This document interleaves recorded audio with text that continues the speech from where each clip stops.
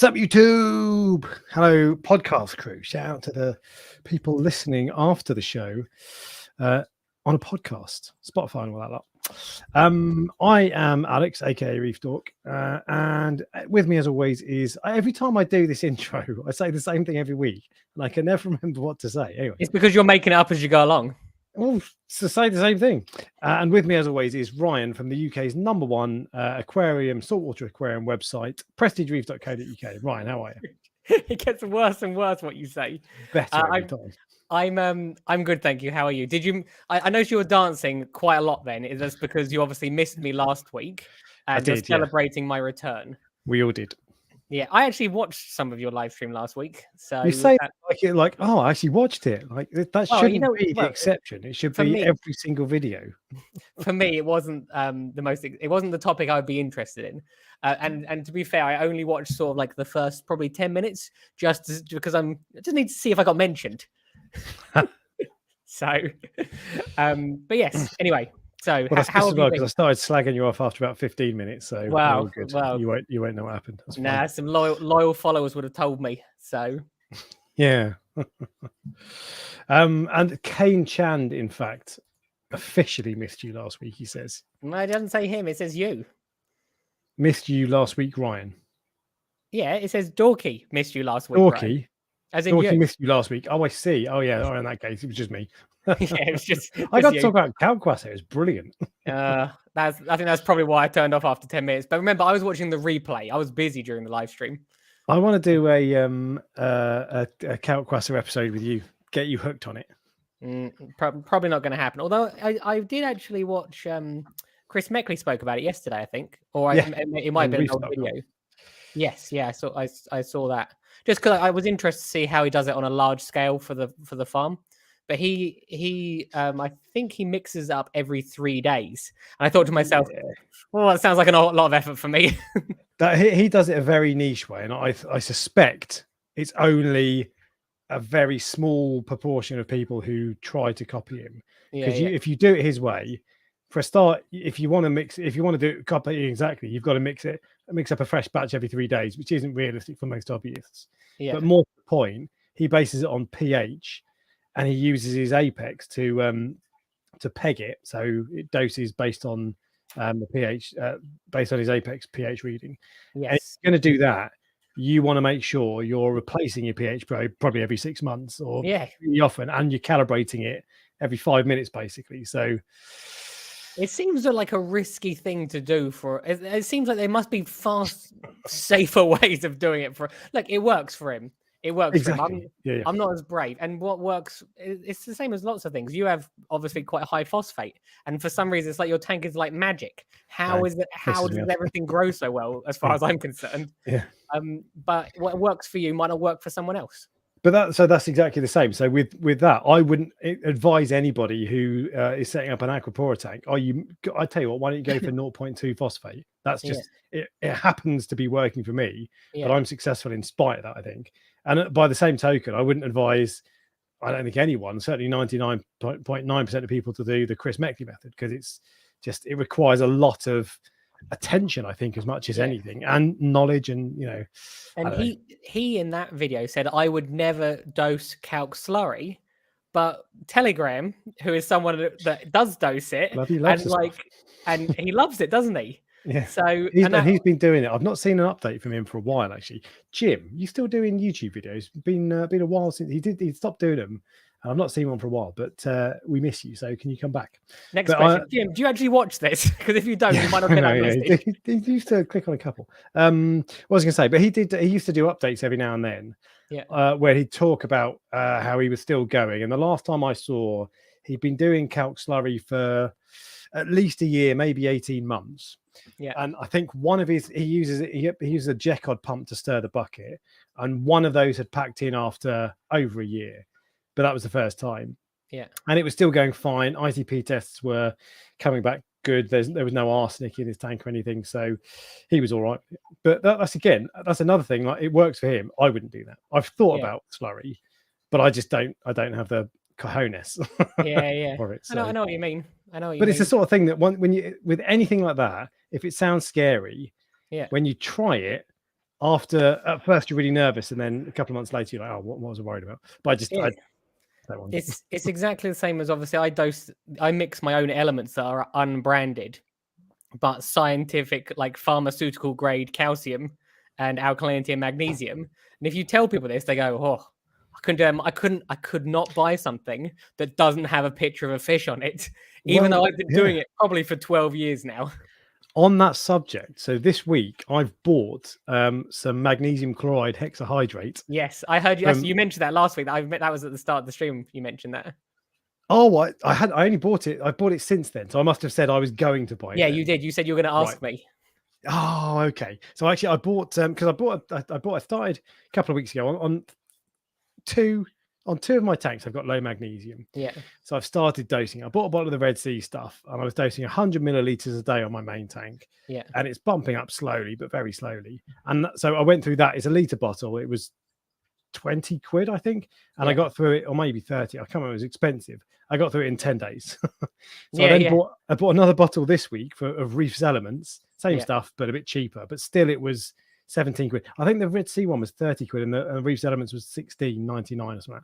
Anyway, still really expensive. Yeah. And I'm going to get through that anytime. But I've ordered on eBay some magnesium chloride hexahydrate. Oh, I don't know about eBay. Oh, it's from Interlabs, same place as you get it. Oh, okay, that's fine then. Yeah. And because I specifically went for that brand, and it says this is good for aquariums. I was like, oh, does it? Yeah, they reference it, but I don't know how I've got to mix it up. So I'll give you a shout when that comes through. Yeah, that's fine. But it's so expensive when you buy it, because with magnesium, uptake is pretty low. Yeah. And so when I bought it, I thought I won't have to dose that much. And then when it's 100 milliliters a day, it's only just nudging up gently. Yeah. It's going to cost me like 100 quid in magnesium to get back up to where I need to be. And it's just crazy. So why not just buy it and mix it yourself? Well, that's probably why it's expensive, because they probably know that people don't use that much of this generally. So it's only over a long period of time it's fallen. Yeah. But so they probably think, well, if people are only going to buy this every 6 months, well, let's make it more expensive than the Alk, which they're going to be buying every month. Yeah, exactly. Yeah. So, but no, I will be doing that. And I was thinking also about doing, because one of the problems with calcquasser is that you can't regulate, you can't split out alkalinity and calcium. So if your calcium is a bit low, what I tried to do, because my calcium got a bit low on my my second tank, got down to 380. So I tried to bump it up by dosing a lot more calcquasser, and the idea was I was thinking it's going to push my alk up to like 10, but I can live with that. But I did that, and it didn't really make a dent on calcium. So I'm going to set up like a backup, so I've got calcium on hand, so I can just dose a bit to top up every now and then if I need to. So what you're saying is you recommend that I do your method of dosing calcquasser only to then use my method as a backup. Yeah, correct. Your method doesn't increase pH. Sounds like a well worth idea. It is, yeah. But anyway. But I like the idea of bulk buying chemicals, because that's scary for me, and I take comfort from a fish on a label. Like when I started dosing calcquasser, it's just calcium hydroxide. Yeah. But I started by buying sea chem stuff, and it worked really well. It was great. But I then bought bulk stuff from APC in the UK, again on eBay. Yeah, and it does the same thing. So it probably is from the same factory, If you're feeling a bit insecure, let me know when you need something. I'll buy it for you. I'll draw a picture of a goldfish on it with a black marker pen, and I'll sell it for you for double the cost. Yeah, only double. Wow, excellent. Yeah, I'm up for that. Double probably is cheap compared to some of what the manufacturers are charging. There are some.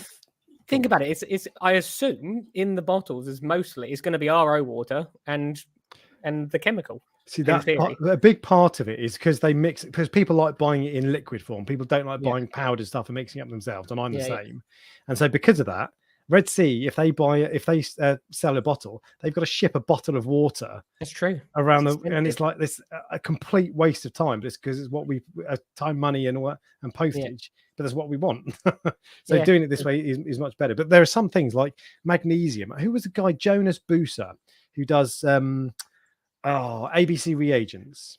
I had him on a live stream ages ago, or not ages ago, 6 months ago or something. and he was telling me about manganese. Sorry, Yeah. I said I'd bought one of these size. It was a slightly smaller than this tub of manganese for 20 quid, and he was like, 20 quid for 100 milliliters, dude. So that's the problem, because where else are you going to get manganese from? But so you can. This is another thing, you can very easily get it and make it yourself. With manganese, though, for me, like with magnesium, if I'm getting through 30 quid in 10 days, I've got to find another way. Yeah. With manganese, this cost, I think this was 15 quid, the Reef Element stuff. Yeah. And that's 150 mil. I dose 5 mil a day across all of my tanks. Yeah. So that's going to last me a long time. So I'm fine with. It's only when you're spending a lot of money that I start to look elsewhere. If it's going to last me ages, whatever. I can't be bothered with, because if you buy it yourself and then you mix it up, you've got to think, well, what happens if I don't mix it up to the correct level, or you might mess something up. No. Well, with manganese, for example, what strengths do you make it? What levels do you? So it's easy. The other ones, magnesium, calcium, and alkalinity, which is basically just sodium bicarbonate, are easy to mix, because there's like instructions of what to do and how to do it. There's no instructions for manganese as far as I know. No, there might be somewhere, but it'll be a guide on a forum somewhere, and you won't know if it's someone you can trust or that. So yeah, it does make me nervous. Probably like someone like us putting out there. Exactly. And definitely don't trust us. No, indeed. But there you go. But I'll be tapping you up when my hexahydrate comes through. So I think it might be the calcium one, so one of them, it has to be kept like sealed, because if it doesn't, it turns solid. You just have this solid bag. So it's probably worth. I'm assuming you didn't buy as much as I buy things in like 25 kilo bags. I bought like 4 kilos or 2 kilos or something. So it's pretty. Just make sure you keep it in an airtight container. An old salt bucket will do. That's funny. I wonder why that is, because when I use ATI Essentials Plus, and I just bought a 10-litre vat. It costs 100 quid for these 2 10-litre bottles, so it is expensive, but it'll last me a while. But it comes in 2 bottles, alkalinity and calcium, basically. Calcium, magnesium, and trace matter. But it's basically alkalinity and calcium. The alkalinity one is always crystallized. There's always solid lumps in it, like ice almost. So you have to put it in hot water until it dissolves, and then you mix it with RO water 50-50 and it's okay. But the calcium is always absolutely fine. Well, my calcium at the moment, so remember, I have a 140-litre dosing barrel for the calcium, so I mix it up once every 6 months or whatever. And I did it recently, so I get everything out from the previous batch, completely dry it out, but this thing is under the coral tray, so I can't get the actual bucket out. It's fixed in place. And I poured the calcium in, but I didn't stir it, because calcium actually burns you. Like if you put your hands in it, it like burns your arm. So normally I would just put my arm in and just mix it up. I didn't do that. And then I couldn't work out why the calcium wasn't dosing. And it's because the bottom of it had solidified. It all merged together, solidified, and then blocked off obviously the solution from the tubes. And now I can't get that out. It's like a solid block, probably like 2 or 3 inches thick. To chip it away with a chisel. I tried doing it with scissors, a knife, everything. Hot water? Boiling water? What I'm going to have to do is wait for the solution because obviously the solution is to use up. And then I can probably put more RO water in, which will probably dissolve more of it back in. Probably. I don't know. I'm not coming across the idea of bulk chemicals to me. I'm changing my mind now. Well, this is why I get nervous about it. This happened once. I've been doing this for 12 years. So yeah, this happened once. And all I hear is the one bad example. It was far less common to mix your own stuff 12 years ago. Yeah.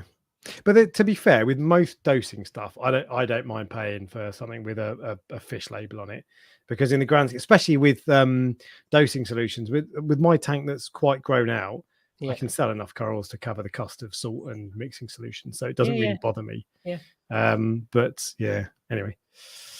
But I would do it myself. I would supply other people with it, but to do it, I think you have to send off the solutions to be like chemically graded and have a license or something. Yeah, I don't think it's not as like I can't just like pour it into a bottle and then put a fish on it and sell it. Otherwise, I would, but I don't think it's that simple. Right. Okay. That's good. That's good to know this. But you could have prestige reef dosing. Well, in theory, but as I said, I would have to send it off to a lab to be. It would be considered a new product, which would need to be product tested. Why don't I set up a lab and then I test it and I charge you a fee? I'll put on like a proper laboratory outfit, so it's official. Yeah. Yeah. And nothing sexy, right? Where's this going? Why are you taking it? And then I'll charge you like 10 quid. I bet it's not 10. I bet to get it done properly, for them to test it properly, it's probably like £500 or something. Yeah, but that's the beauty. I'll just put safety goggles on, call myself a scientist, get a Bunsen burner, job done. Save you 490 quid. There you go. Brilliant. Let's do it. Fixing the world of reefing one step at a time. Well, what will happen when someone sues me because I know it burnt them? I'll just point them in your direction. Yeah, when someone dies. All right, it's not worth it for 10 quid. Yeah, probably not. Yeah, fair enough. But so magnesium, that should be arriving this week. And that's the other bad thing about. So I bought this off eBay. Yeah. Because I didn't like buying it off the Interlabs website. Don't know why I just didn't. Yeah. And it's not going to arrive. I think I bought it on Friday. Yeah. And it's not going to arrive till middle of next week. Whereas I can just go into my shop and pick up the Reef Elements or Red Sea or whatever and just be like, yeah, one of them, please. Cheers. Normally, when I order from them off the website, it's like next day. It's pretty much next day. Maybe I should have gone off the website. Definitely should have gone off the website. There we go. I'll know next time. But yeah, apart from that, you may notice that there's stuff in the tank behind me now for the first time since I set it up. So I moved over. I mean, it actually still looks pretty empty on camera, but it is busier. But I moved everything over from the Fluval Evo this week. My hand is now at the point where is it still a funny color? Yeah, a little bit. It's still not right. And this bit of the cast gets in the way, so I still can't hold things, but it doesn't hurt now. So it can like help do something. So I decided I'm going to move all the rock and fish over. So I drained all the salt water out, put new salt water in, and moved it all over. So, are you laughing at 50 Shades of Reef Dork? No, I'm laughing at the world's smallest violin. Oh, why is that? Well, because you're like, oh, my hand. Does I can't do this. I can't do that. Look, I told you, I gave you the sympathy on the first day, and that was as good as you're going to get from me. But anyway, so I managed to move everything over, and now it's set up, and it's just like, the only thing is, and you can't really see it. I should turn off. Hang on, let me see if you can see it better. I see there's some sand in there still. No, you can't see. Yeah, do you know? So what I was going to say, I'll talk about sand in a sec. The scape, because it was the designed escape. I designed the scape for my Fluval Evo. It's really low. It's below halfway. Yeah.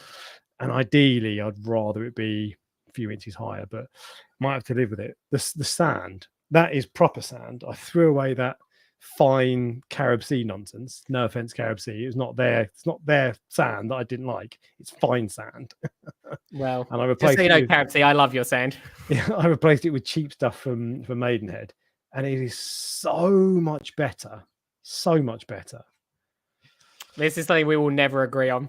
Fine, but that's the thing. I'm not saying you have to do it my way. It's just I didn't like that at all. Just constantly little swirling dust storms. Hated it, and now I'm happy because I got my little pistol shrimp's happy because he's got like gravel he can dig around in and be like, let's make a den. I do think it does need to have some more height to that. I actually thought I'll be honest with you, and this isn't to offend you. I thought you just put the rocks in. I didn't think you were finished. No, well, yeah, that's the thing. I might. The only thing you can't. It looks much better in the flesh than it does on camera because it's behind me and all that. But yeah. I might put some more rock in.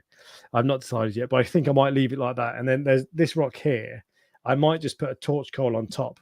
I don't know. I've not worked out yet because it doesn't quite look right.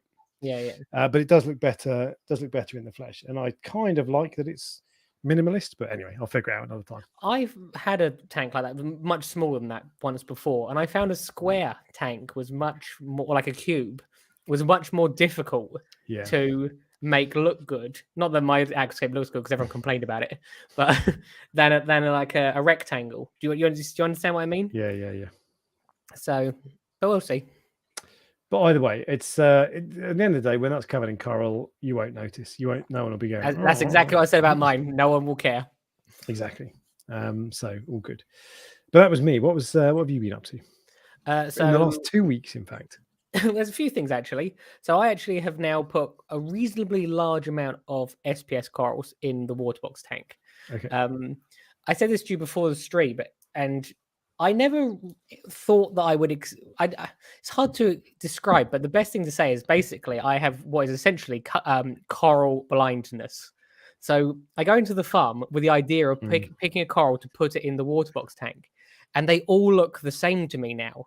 Nothing, they don't feel special, if you see what I mean. So someone could get a Kung Pao Montipora, which is really bright with green polyps on it, and it looks amazing when you first get it.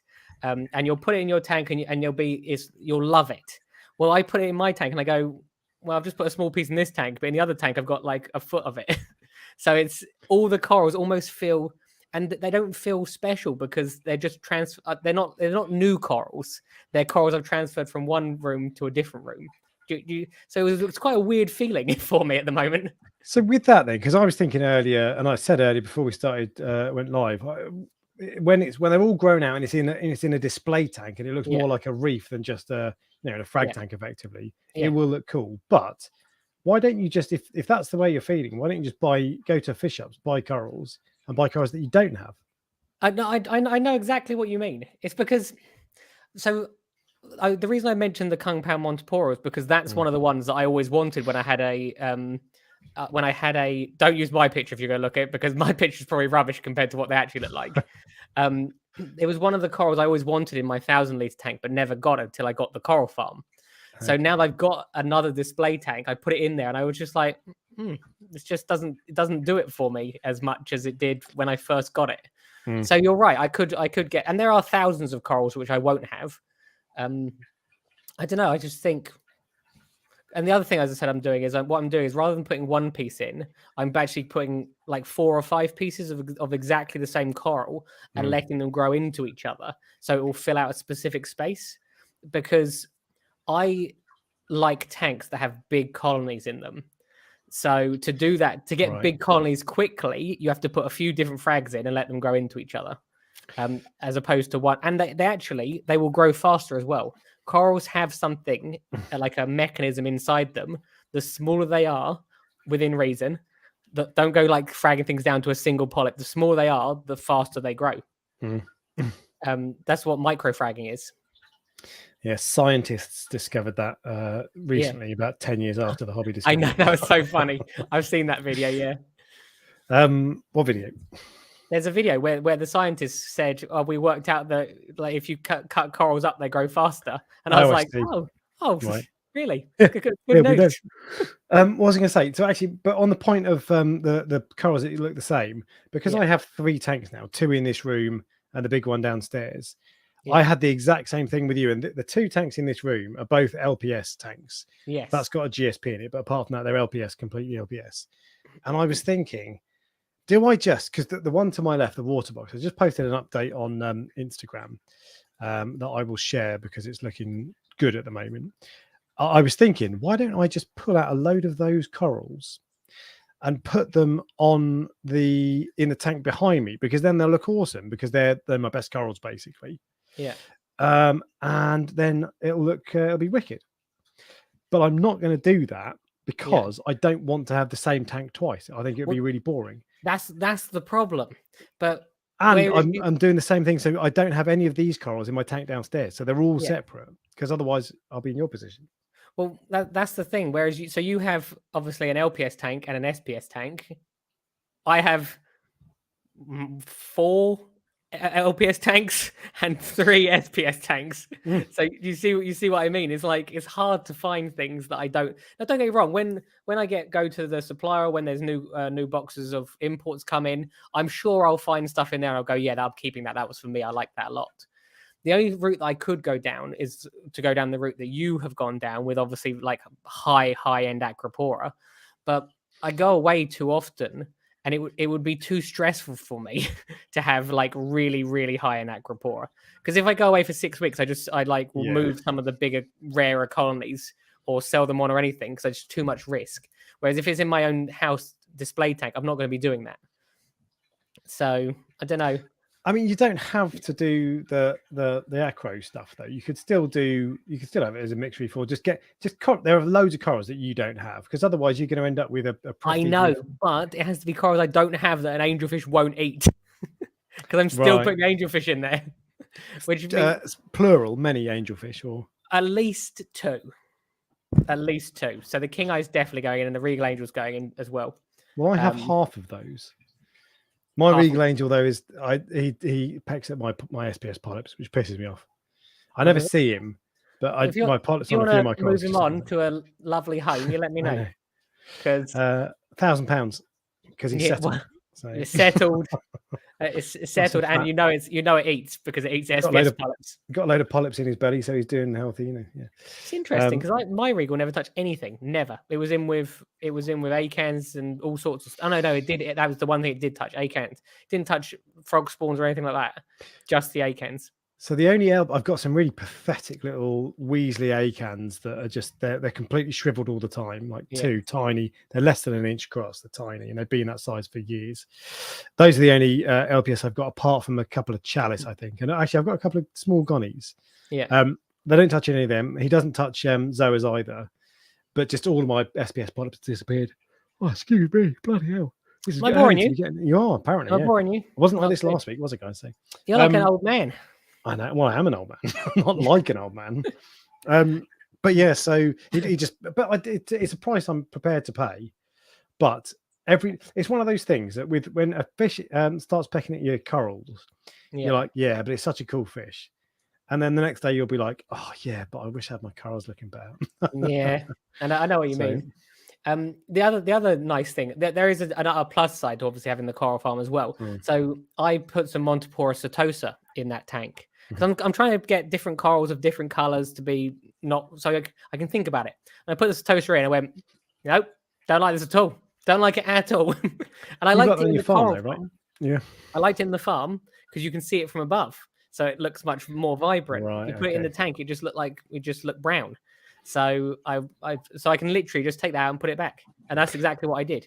You need to start, because you talked about buying them corals from the wholesaler and being like, yeah, I like that. Yeah. You need to start going to shops and buying corals from shops.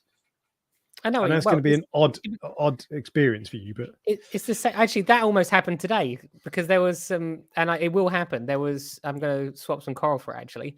They had some really, really unusual. They're just mushrooms. They were almost like vibrant yellow. They weren't gold. Right. They were like vibrant yellow colored. And I just thought, I've never seen those, and people will definitely buy them. So I'll buy it from the shop. And they had colonies of them. I just thought I can cut those up and move them on. But so I do see stuff sometimes and I will buy stuff from shops if I haven't seen it before. But the wholesale is like that, but times 50, because there's just so many more corals. Yeah. So I know what you're saying. You're saying I need to go to more shops. Yeah, I know. It gets me. It gets me back into the hobby. It gets me out of the house. Yeah, you'll be like a hobbyist instead of a coral farmer. Yeah, you're probably right. I did have one other thing to mention, actually, with regards to my week of reefing. I did an ICP test, actually, on the on System 2, which is the LPS tray. Okay. I find, for whatever reasons, my phosphate's not abnormally high, but I was just wanting to bring it down to like 0.04, you know, when you want to be like perfectionist. And every time I do that, the LPS do not like it. They do not like it at all. So I've decided I'm now giving up with that theory. I'm just going to let him do what I want. Because I think this is what the problem is. Because when I would do that, some of the corals would be unhappy or even die. So I did an ICP test. Everything's perfect, other than the phosphate. Not everything, because strontium, manganese, molybdenum, and copper were low. And I've started to dose those. I've not started to dose copper because I know what manganese and molybdenum and strontium do. I don't know what copper does. Do you see Some people do dose copper, and that just makes the thought of that just terrifies me. Because what if your dosing pump got stuck on and dosed 100 mil instead of 1 mil? Oh, no. I would manually dose it anyway. Oh well, what if you judge? Oh, you'd use a syringe again. I just hate the idea of dosing copper. And there are people. I can't remember. I saw someone who did it recently. Was it Chris Meckley? It was one of the clever people. Yeah. I can't remember who it was, but someone was dosing. I'm sure it was Chris Meckley. He doses copper. Yeah. And it's like, God, I'm sure it's great for coral metabolism or whatever it is. But it's not happening. Isn't it funny how I'm more than willing to put in like 330 mils of strontium because it tells me to do that it tells you to do it in one day. I'm pretty sure that's what it said. Right. Or I'm more than willing to put in 9 milliliters of molybdenum over the course of 5 days. But you go put some copper and you're like, no. I think I'll leave that.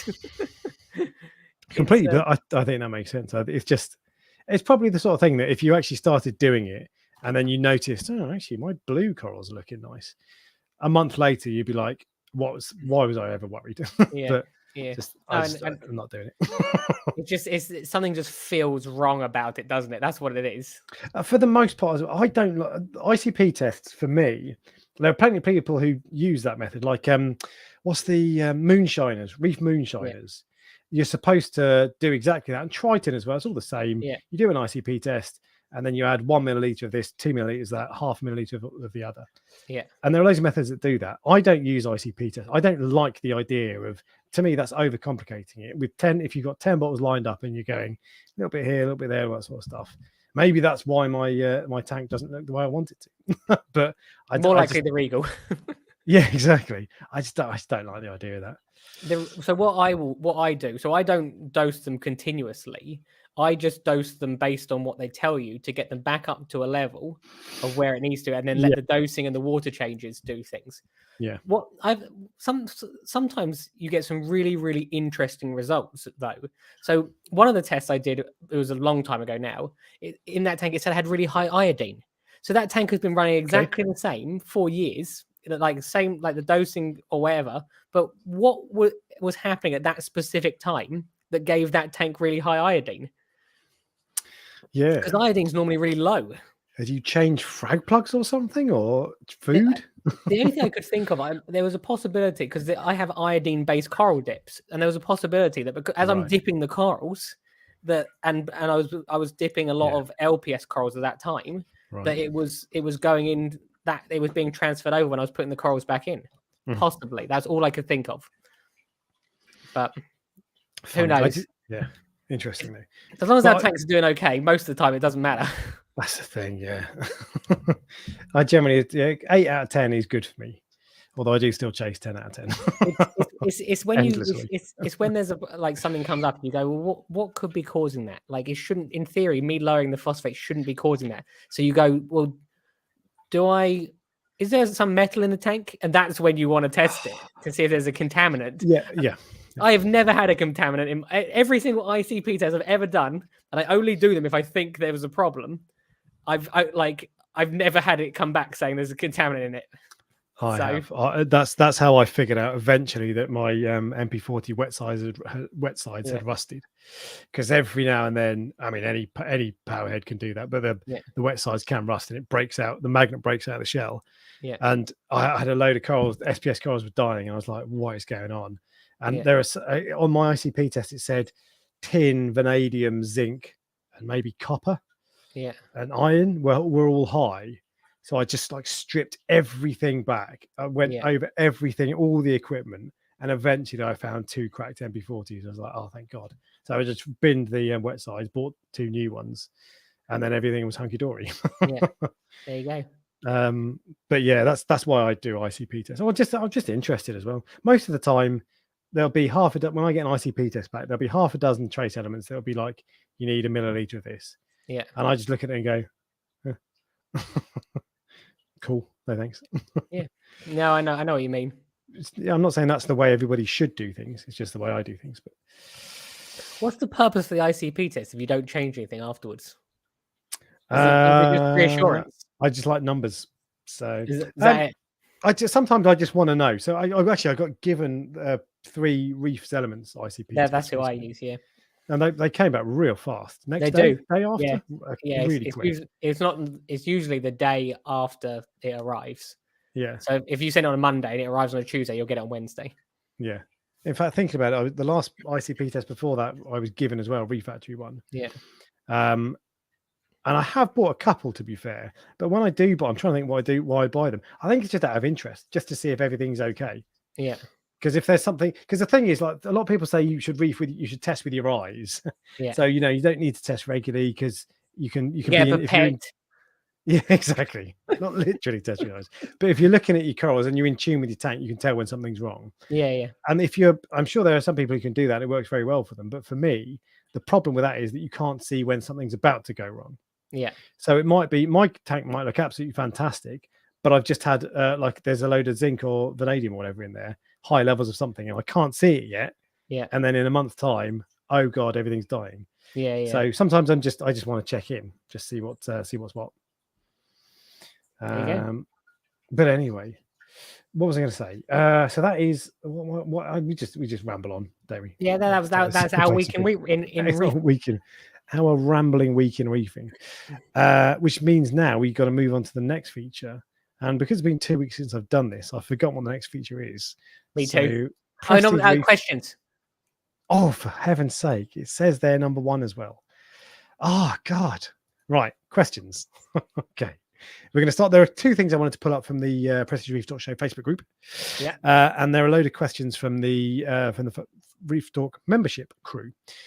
Number 1, and this is the oldest one. This is from Rich's Reef, who says, will you be testing out the Red Sea ATO Plus? I've been using the osmolator for years and love how reliable it is, but being able to track the evaporation and get reminders to top up the reservoir is very appealing.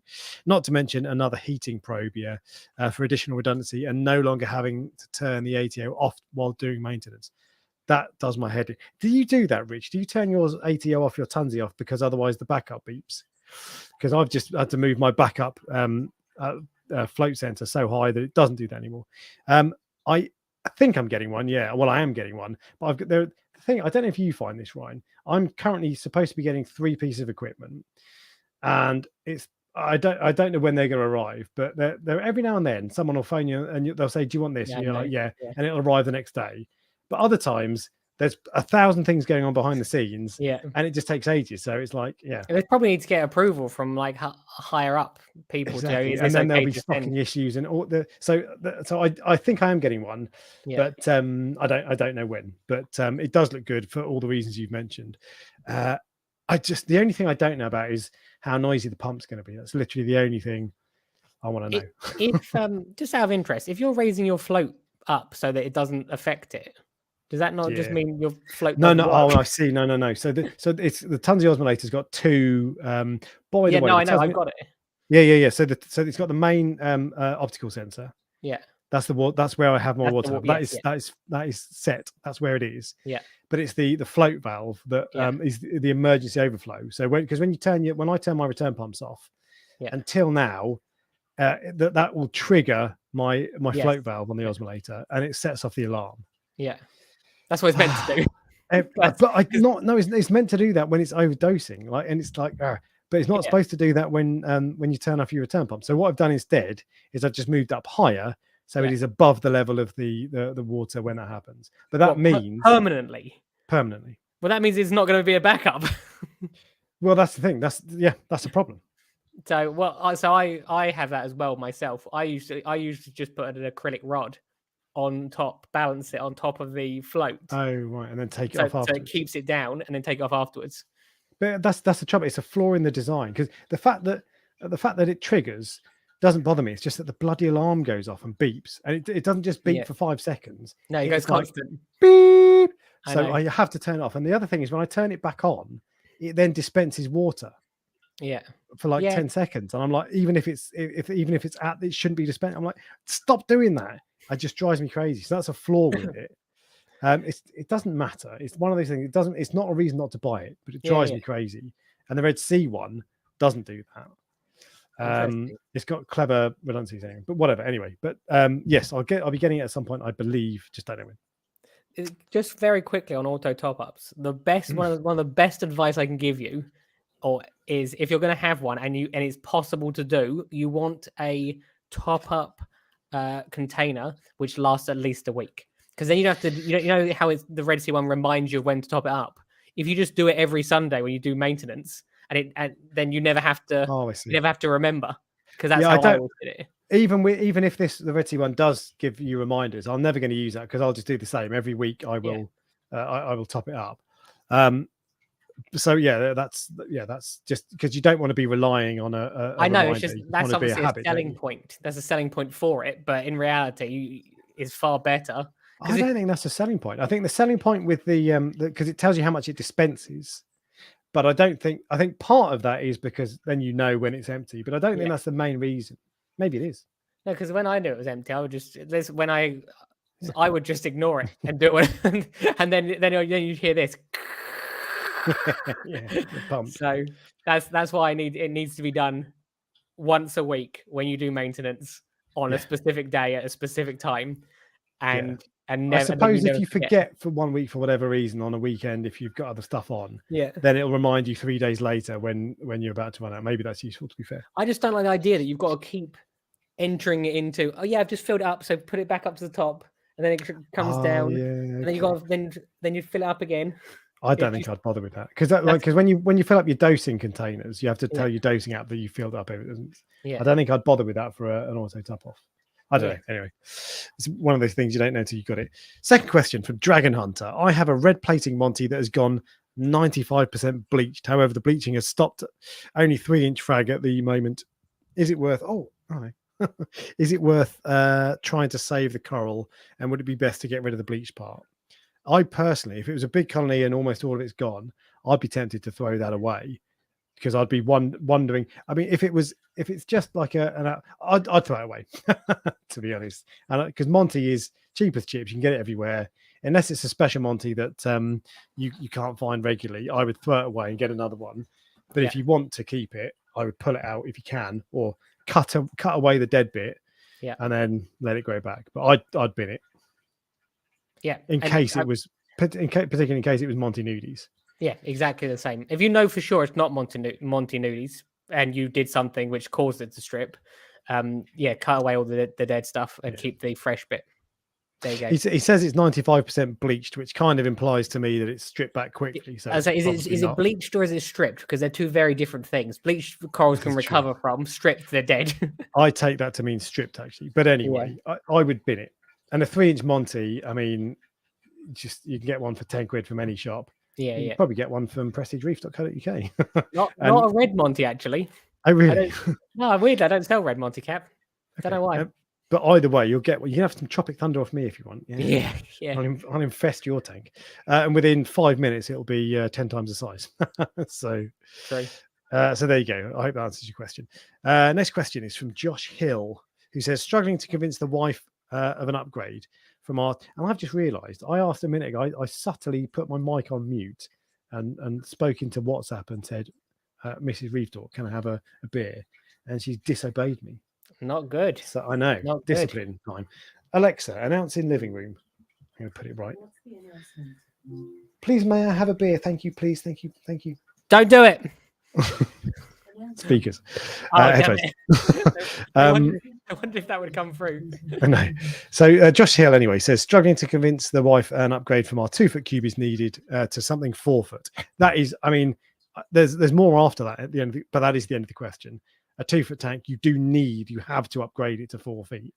Yeah. It's just that's it. That's the end of story. So sorry, wife, I don't make the rules. But he's got to do it. Serious resistance and threats if I buy a new tank is ongoing. It's easier to get forgiveness than permission. We all know that. Am I crazy to stage a seam split and force an emergency upgrade? Oh, I like it. That is crazy, but I like it. Also, have you guys heard of Waterbox pulling out of the UK? My LFS told me this week, and it makes sense with them being out of stock with most stores lately, but haven't seen anything mentioned officially. Well, come back on. Actually, let's do that. Do you know anything about that? I don't know if that's true. That seems to be a rumor that's going around. I've heard someone else say that before. On their website is out of stock, and I know that there was a change of the supplier for Waterbox. So Waterbox used to be supplied by a specific company, and then Waterbox decided to start supplying people themselves. So the Waterbox themselves are no longer in the shops, but you can still buy them off their website, or you could until recently. Well, I'm just looking on their website now, on the .co.uk, and I can buy a Marine X 90.3. This is just the first one that came up. Yeah. I can buy that. It's in stock. Oh, yes. Thanks, wife. Yeah, there you go. Oh, is that not bringing up my address? It's not, is it? Yeah, that would be funny. So, yeah, it looks like they're there. And actually, I was looking earlier. I was looking at the Reef range, but there's only a 7 foot, I think. Reef LX, only a 7 foot here. Anyway, is that in stock? What you need. That looks like it's in stock to me. I think that's fake news. Yeah, I'm going to buy 2 now. That's what I mean. I think because they essentially were pulled out of the shops, I think, so they could supply direct. Possibly. I think that's where that rumor has come from. I might be wrong. I don't know. We're both just guessing. But I think that is where it came from, because I've been hearing that for at least since January now. Yeah, I've never heard it from an official source, but I've heard a couple of people say it. But it looks like it's not true. Well, look, Waterbox gave me a tank and specifically said, we want you to advertise our UK website. So it would be a bit odd. And do you know what? I thought exactly that. I was like, that's an expensive tank. It would be crazy. Well, not crazy, because things change, don't they? But it'd be unusual if we gave you that tank and then a month later, we're like, sod it. Yeah, don't care about UK stuff. So no, it looks like they're still going. And second part of the, I was looking at the LX range earlier, because I was looking at the 5. I wanted to look at the 5 and 6 foot ones. Yeah, that's why I got the 6 foot one. I know, yeah, but they don't appear to be on the Waterbox website. Don't worry, I'll put you in touch. A 5 or 6 foot I could stretch to. A 7 foot I definitely couldn't. Anyway, so the second part of the question was, am I crazy to stage a seam split and force an emergency upgrade? I think he's joking, but that's a good idea. Just go for it. Do it, yeah. If I don't stage one, actually do it. Go all in. Just put a razor blade in there. Yeah. If you got kids, blame it on them. That's be like, oh, little Timmy's scratched it. Look at that. Or buy a massive fish and then go, look, you're a bad person if you don't let me upgrade. Exactly. Yeah. Look. Yeah. Like a fish with a cute face, like a puffer or something. Yeah. Do you want that on your conscience? Exactly. There you go. It's on you. So yeah, that is completely crazy, but I love it. So do it. And then the final. Oh yeah, this isn't really a question. This is from Nana. And this is about the BRS 52 weeks of reefing. It says, so excited for this series. If it comes just in time for my future upgrade, I can follow along. So now we're going to go over to the Prestige Reef Dork Show Facebook group. And irritatingly, there were 2 things I wanted to pull out. One of them has disappeared. It's really annoying. And the other one's bloody disappeared as well. Do you remember what they were? I remember what one of them was. I can't remember what the other one was. So I'm just going to. Here we go. All right. Well, I found one of them, and the other one I can't remember what it was. So I've missed it. But it was this tank from. This is from Australia, all the way from the other upside down under. Yeah. From the land down under, from Julian Alexander, and his tank looks like this. Oops. Hang on. An interesting tank. There we go. It's only a 2 foot cube, caved cube, ram-packed full of grown out SPS corals. Yeah.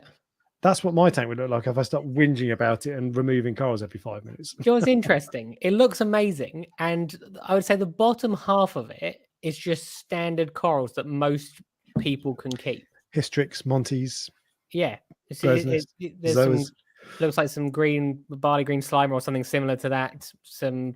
Basically just, so the bottom half of that tank is very achievable, I think. Maybe I'm wrong. People seem to find SPS. I think he's got Tropic Thunder. Is that Tropic Thunder? Yeah, it is. Oh, yeah, God. It is. Yeah, there. Yeah. I can see he's got the Montes both in the middle and also on the back left. Yeah. Like spreading. I hate doing that. Putting the same coral in 2 separate places in the tank. And I've done it a few times. I hate it. And that Tropic Thunder, you can see it's not just that bit on the left; it goes underneath that Monty. Yeah, but yeah, no, that's I just love that it's completely grown out. He says someone's asked him how old it was. 3 years. Yeah, since first added water. So corals can grow quick, you know. The other thing I was impressed with this is a 2 foot cube growing SPS like crazy. Yeah, true. Don't know if I'd be able to do that. But the reason I said this is I wanted to point out that it is entirely achievable is not to lower the value of this tank. It's to make people realize that like most people can, maybe not in a 2 foot tank, as you said, but most people can keep those corals, like the bottom half of that picture, relatively easily, providing you know the basics. I think personally, anyway. You might disagree. I don't. Some SPS is not as hard as people think it is, in my opinion. SPS is as hard as people think it is if you're new to the hobby. But when you've figured out when you've kept LPS for a while and you know about dosing and all these sorts of things and nutrients and all that, then it's not that much of a step up for the easy stuff. I think some of the words like dosing sound more intimidating than they actually are. Because dosing is basically just it's just an auto top up essentially, but that you program. But because people talk about dosing, people say, "Oh, are you dosing, Coral Essentials, or are you dosing Red Sea Reef Energy, or are you dosing?" And the word dosing, people say, "Are you dosing food?" Sometimes, to me, dosing means calcium, alkalinity, magnesium, what corals need to grow. But it gets used, and I use it all the time as well. It gets used for all sorts of other things. So the wording can be confusing, but at least you're right. When you get into it, it's like, oh, actually. And actually, what you've just said is actually very valuable, because if someone says, "Are you dosing Red Sea, or are you dosing Reef's Elements," or whatever you just said, it's like those words don't mean anything to a new person. A new person doesn't know what Reef's Elements is potentially. No, and it would sound very intimidating because Elements isn't even a word. No. Every now and then, I watch a video in our hobby where someone says they'll describe, like, it'll be a review or something, and they'll say some words that will mean everything to you and I and people who've been in the hobby for a while. But if you're new to the hobby, it means nothing. Yeah. And we get into that. Because every industry has its own like words and all that sort of stuff, nomenclature that you end up using, vocabulary, whatever. But there are times when I'll watch a review, particularly reviews, and I think, so if someone's just tuning in for the first time, they won't know. It's just going to be like, this copy is really complicated. It's not. It's just because you don't know the words. I must have told you the story where me and one of my friends were in the pub, and we were talking probably for about an hour. And after about an hour, and we were talking about, this was actually when I was talking about starting the coral farm and which corals to grow. Jack-o'-lantern. Fish weirdo, mate. Yeah, I think I refer to him as a fish weirdo. Yeah, it's Tim. Tim. But so we were talking about, limeberry hystrix and jack-o'-lantern leptoceras and John Deere leptastria. And after about an hour, a woman came over to us. And we were like, oh yeah, someone's approaching us. No, after about an hour, she went, I'm sorry to interrupt, but I have to know what you're talking about because it sounds like you're talking gibberish. And it turns out you were. It's funny because for us, it's like so normal. And for anyone in the chat, if I say limeberry hystrix, no one thinks anything of it.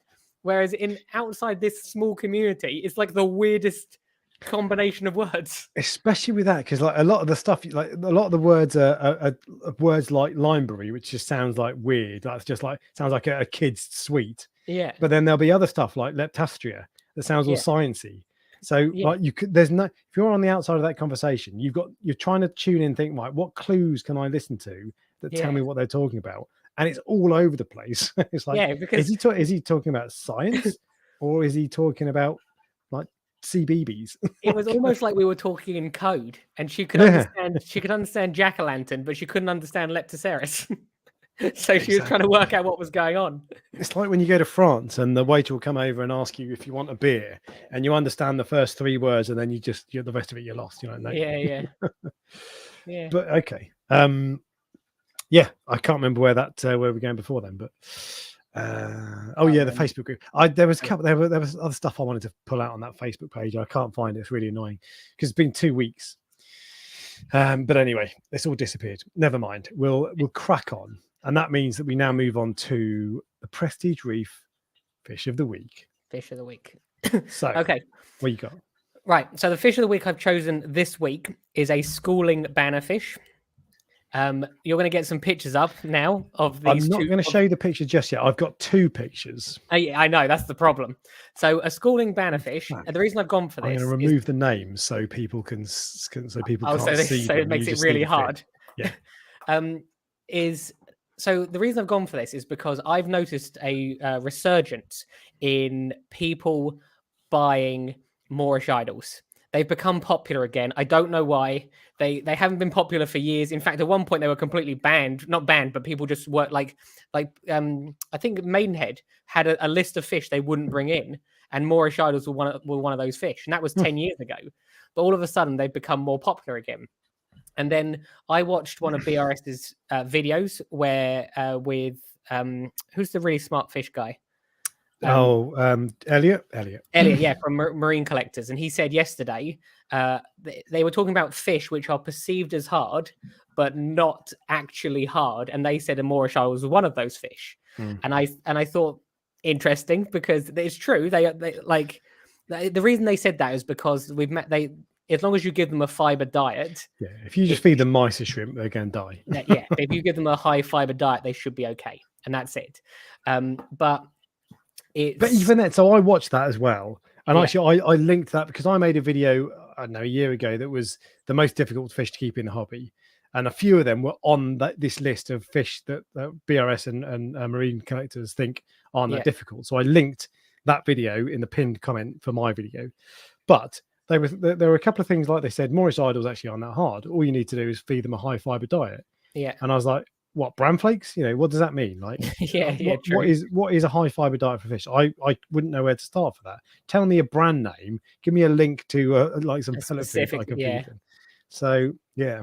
Well, the reason I went for the schooling banner fish is because it is an alternate, similar looking fish to a Moorish idol. Which one is the one you wanted? The problem is there is a the bannerfish is mostly reef safe. The schooling bannerfish is mostly reef safe.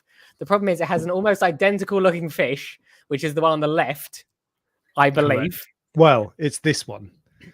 That one. Your left and my left is which is not reef safe. And as far as I'm concerned, they look almost identical. But this is the thing. So there are a few because these are Heniochus butterflies, and I think there's more than two. I think there's 3 or 4 Heniochus that look similar. Yeah. And so you can actually see the difference with these. So, for example, the one on the right has got a longer band over his eye than the one on the left, and the one on the right has got like a square-shaped rear fin, whereas this guy's got more of a sloping, long one, and also his underfin, whatever. You must be very good at spot the difference, because I couldn't tell the difference at all. Exactly. So there are differences. Well, I've been looking at this for the last hour. Yeah. So there are differences, but if you put me in a local fish shop, and there was one of these in there, and I was holding up my phone on Live Aquarium next to the tank, I'd be like, I think you could very easily just get a different looking specimen. That's a tough fish to identify. That's not reef safe. No, exactly. And when I first, although I spotted the difference after a while, before we started, when we were chatting, I pulled those up and I was like, is that the same fish? Yeah, I know. And it's only after a couple of minutes you're like, oh, actually, because the one on the right looks more like a tinker's butterfly to me, actually, because it's got kind of a typical butterfly shape, almost square, whereas this guy's got like a stretched out shape. So there definitely is a difference, but it's tough to spot. Now, I'm not saying if you want a fish that it's not identical to a Moorish idol, but they have a higher survival rate than a Moorish idol, and they're probably to some extent more reef safe, because I don't think Moorish idols are that reef safe. Although people try them in reefs quite often.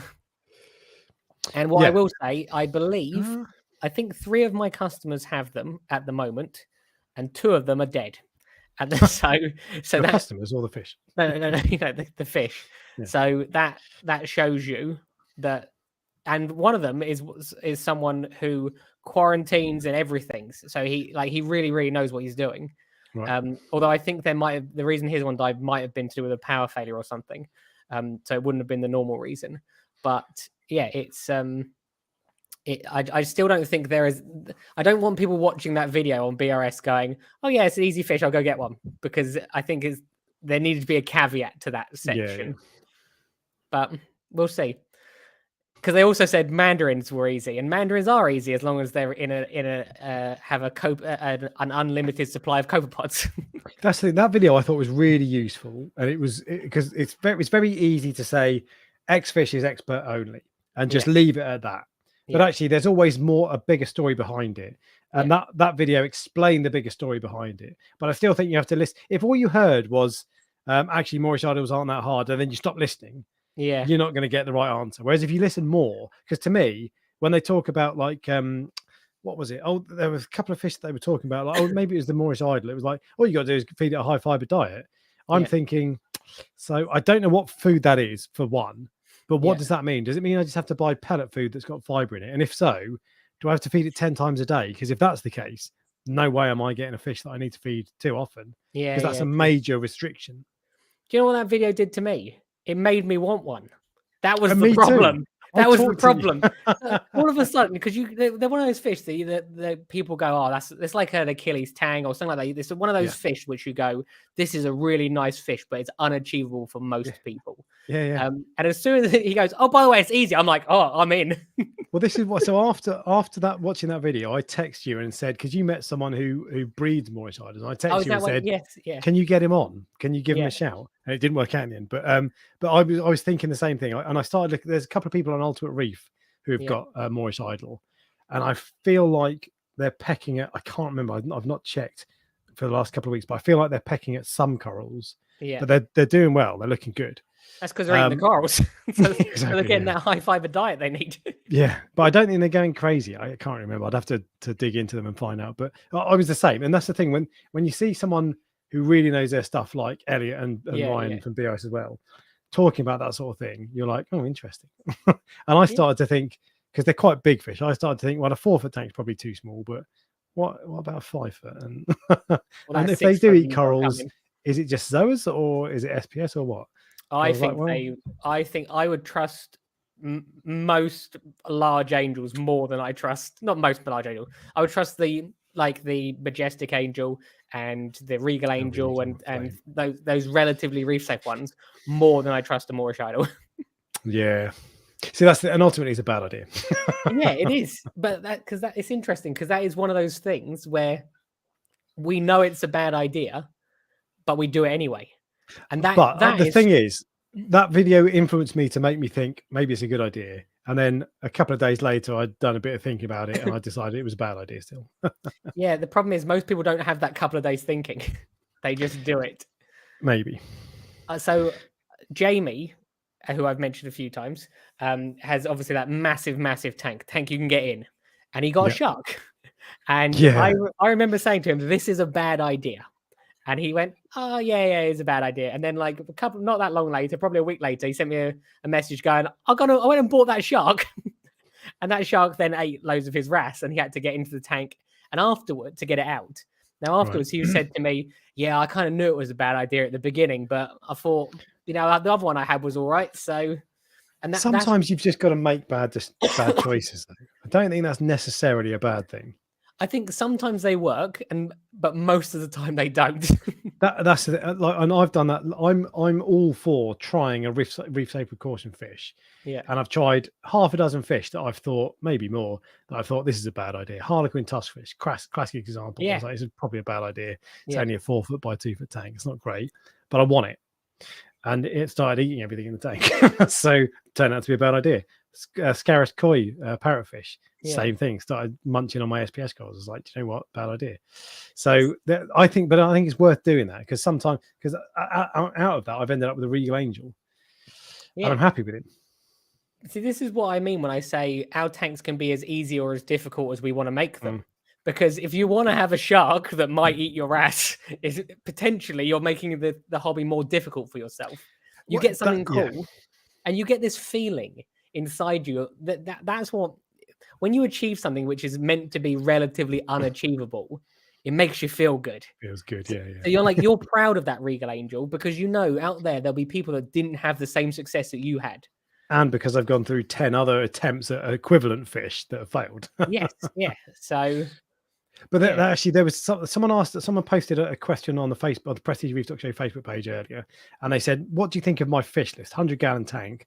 And there were some fish on there, like there was a powder blue tang, there was a regal angel, a copper band, 2 mandarins, and a couple of other fish. And I thought. My immediate reaction was I'd rethink a couple of those fish, and then I listed some of the ones that I wouldn't go for, and they're the ones I've listed. But actually, the full answer was really what you've just said about it will restrict you. Because what I was really thinking is, if you get a copper band and a regal angel, they're probably going to peck on some of your corals, and they're both finicky eaters. They might be trouble. A powder blue is potentially a risk on fish diseases and aggression. Mandarins are potentially going to die anyway, especially if it's a young tank, but even if it's an old tank, especially if you've got 2 of them. Exactly, and the yellowtail tamarin wrasse was another one, really finicky, really difficult to keep, hard to get eating. And what if I was going to give a full answer? I'd say what I've just said and what you've just said, which is it will restrict you. It'll mean that you've got to do more here and more there. You won't be able to keep certain corals. But the actual answer is, look, this is the reasons you shouldn't do it. But they're cool fish, and now you know that, or well, you might. But now I've told you what I think. Make a decision based on that. I'm not saying don't do it. It's look. Have a think about this. It's probably a bad idea, but it almost feels like one of those questions you see on a forum, which is designed to provoke people. And I thought that's genuinely what it felt like. Because my first thought was, if someone is asking these questions, they're not ready for these fish. That was my very first thought. If you're asking, like, is this fish list okay?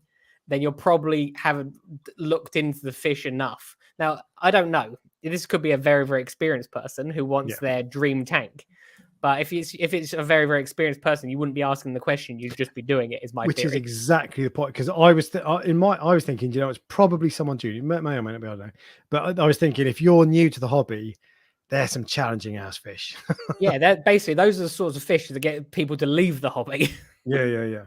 Not keep them in it. Things like the white spot from the powder blue, the aggression from the powder blue, the size of the powder blue gets to.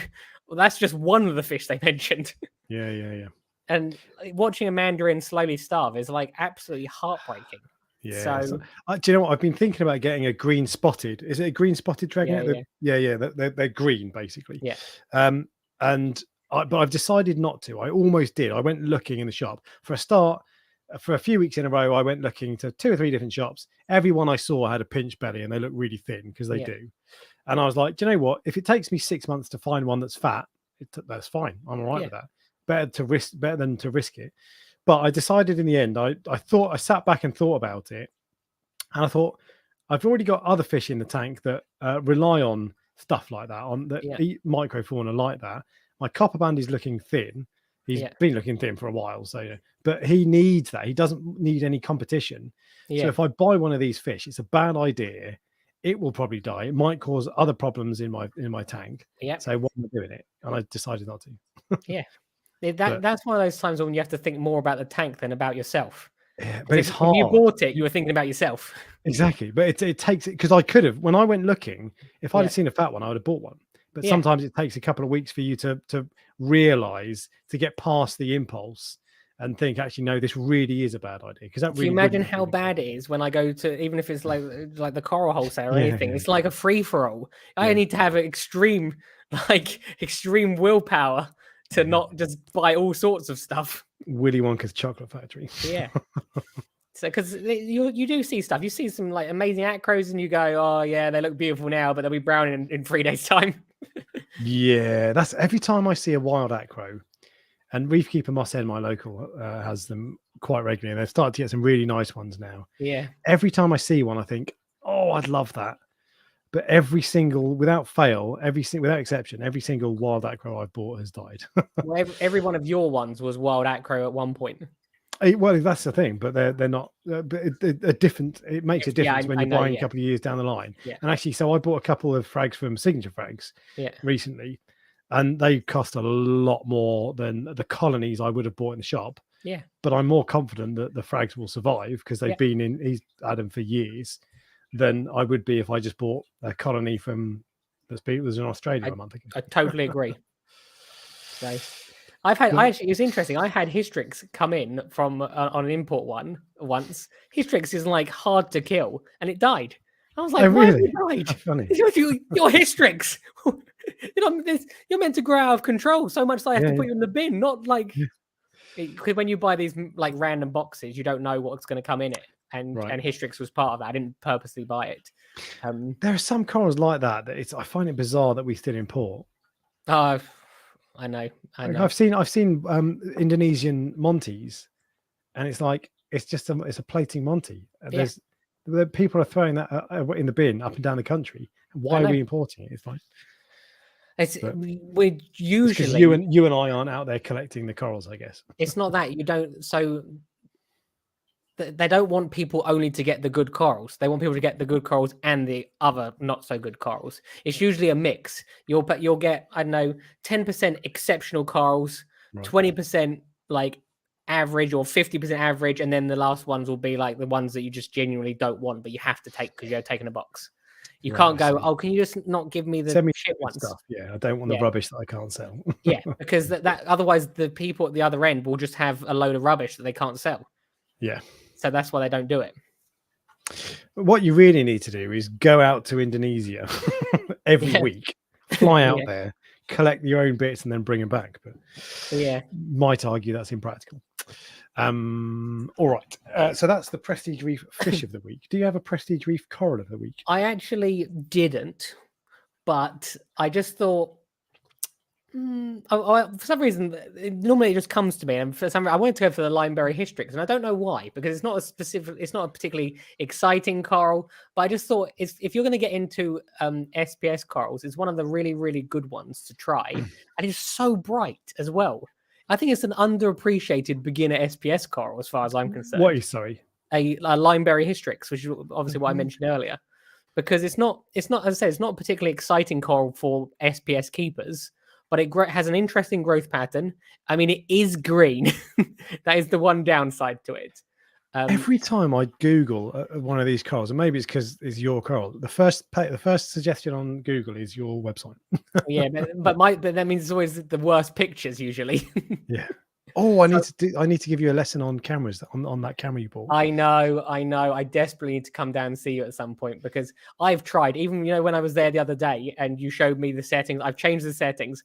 I actually think I have the wrong lens. I don't have the same lens you have. You don't. You've got the 60mm fit. That lens is amazing, but it's not the one I thought. Honestly, I love it. It's so good.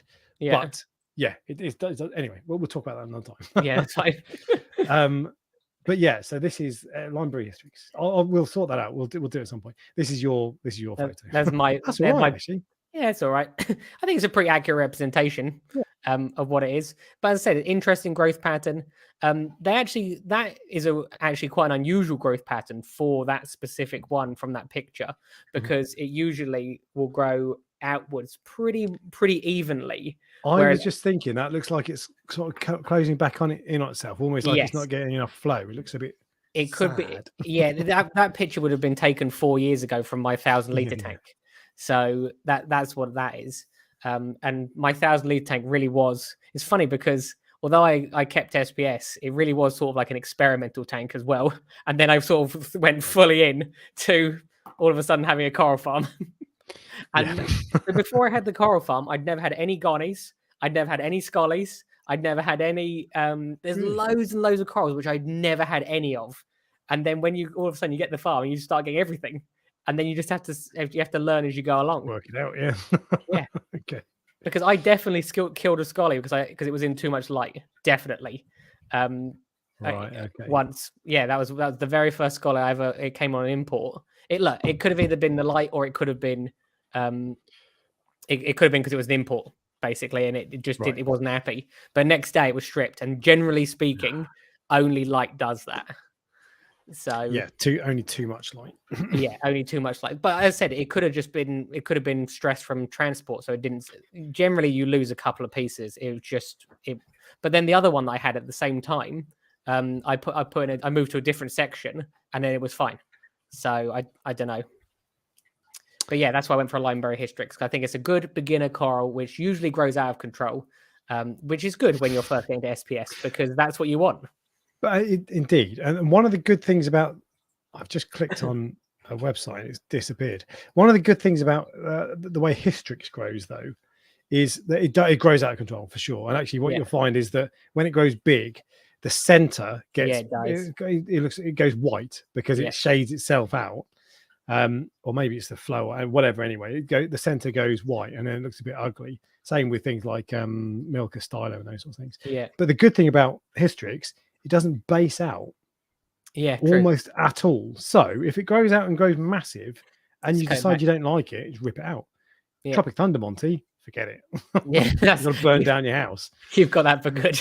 Exactly. And most SPS corals will base out like crazy, and you cannot remove all of them. Whereas Hystrix, no problem. And it looks wicked. Really nice coral. It is. That's what I'm saying.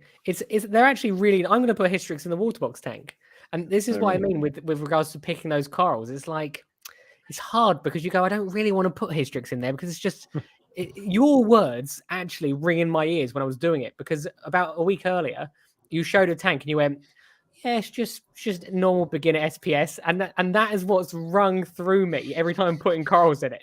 And I thought, you know what? I don't care what you say. This is my tank. Yeah, exactly, and that's the way it should be. Because there'll be people who hear that and they're like, "Oh, I've got Hystrix, I really like it." Yeah. But I don't like it because I've tried it and I've kept it, I like it, and now I've moved on to different things. Yeah, but it doesn't mean it's not a nice coral. It's a really nice. Well, coral. I'm putting green star polyps in as well.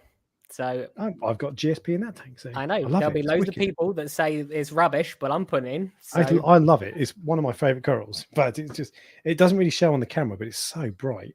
Yeah. What was I going to say? History. Have you got the Ponape Hystrix? Don't know what one's kind that? Of like, is it like pink and green? I think I want to say.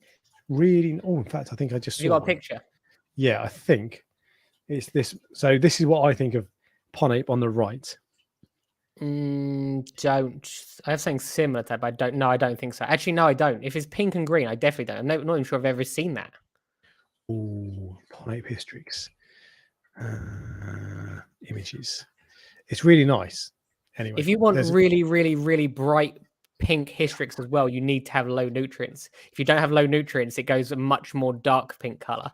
But like that highlighter pink Hystrix comes from low nutrients. Right. There you go. I think this is on a Polish website from the looks of it, but that's what I had. That's what I think of as Ponape, kind of greeny and pinky. It's nice. It looks similar. It looks similar to the limeberry one, but yeah, maybe that's the limeberry. I was going to say. But yeah, there you go. So that's the Prestige Reef Coral of the Week and Fish of the Week, which means I think I can't remember because it is what you think. It is what you think. Yeah, we get to talk about bulk reef supply. No, it's not what you think. We have to do the news. God. Oh, I don't even have a script in front of me. Ryan, this is just amateur hour, right? Okay. I know. All right, news.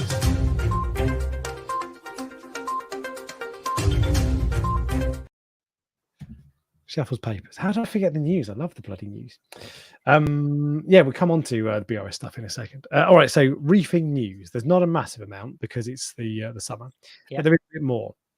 First thing, a reef stock Chattanooga has been cancelled. Is it? Yes, because of Raj, the new Raj Shingadia, the new owner of Reef Builders. Yeah. So I actually don't know the ins and outs of it. I think he's just the Reef Builders website just said he was ill. But I watched a reef therapy podcast a couple of weeks ago, and it said he'd had. I think I'm right in saying that he had lightning hit his house, but whatever happened. I can't remember if I heard that right.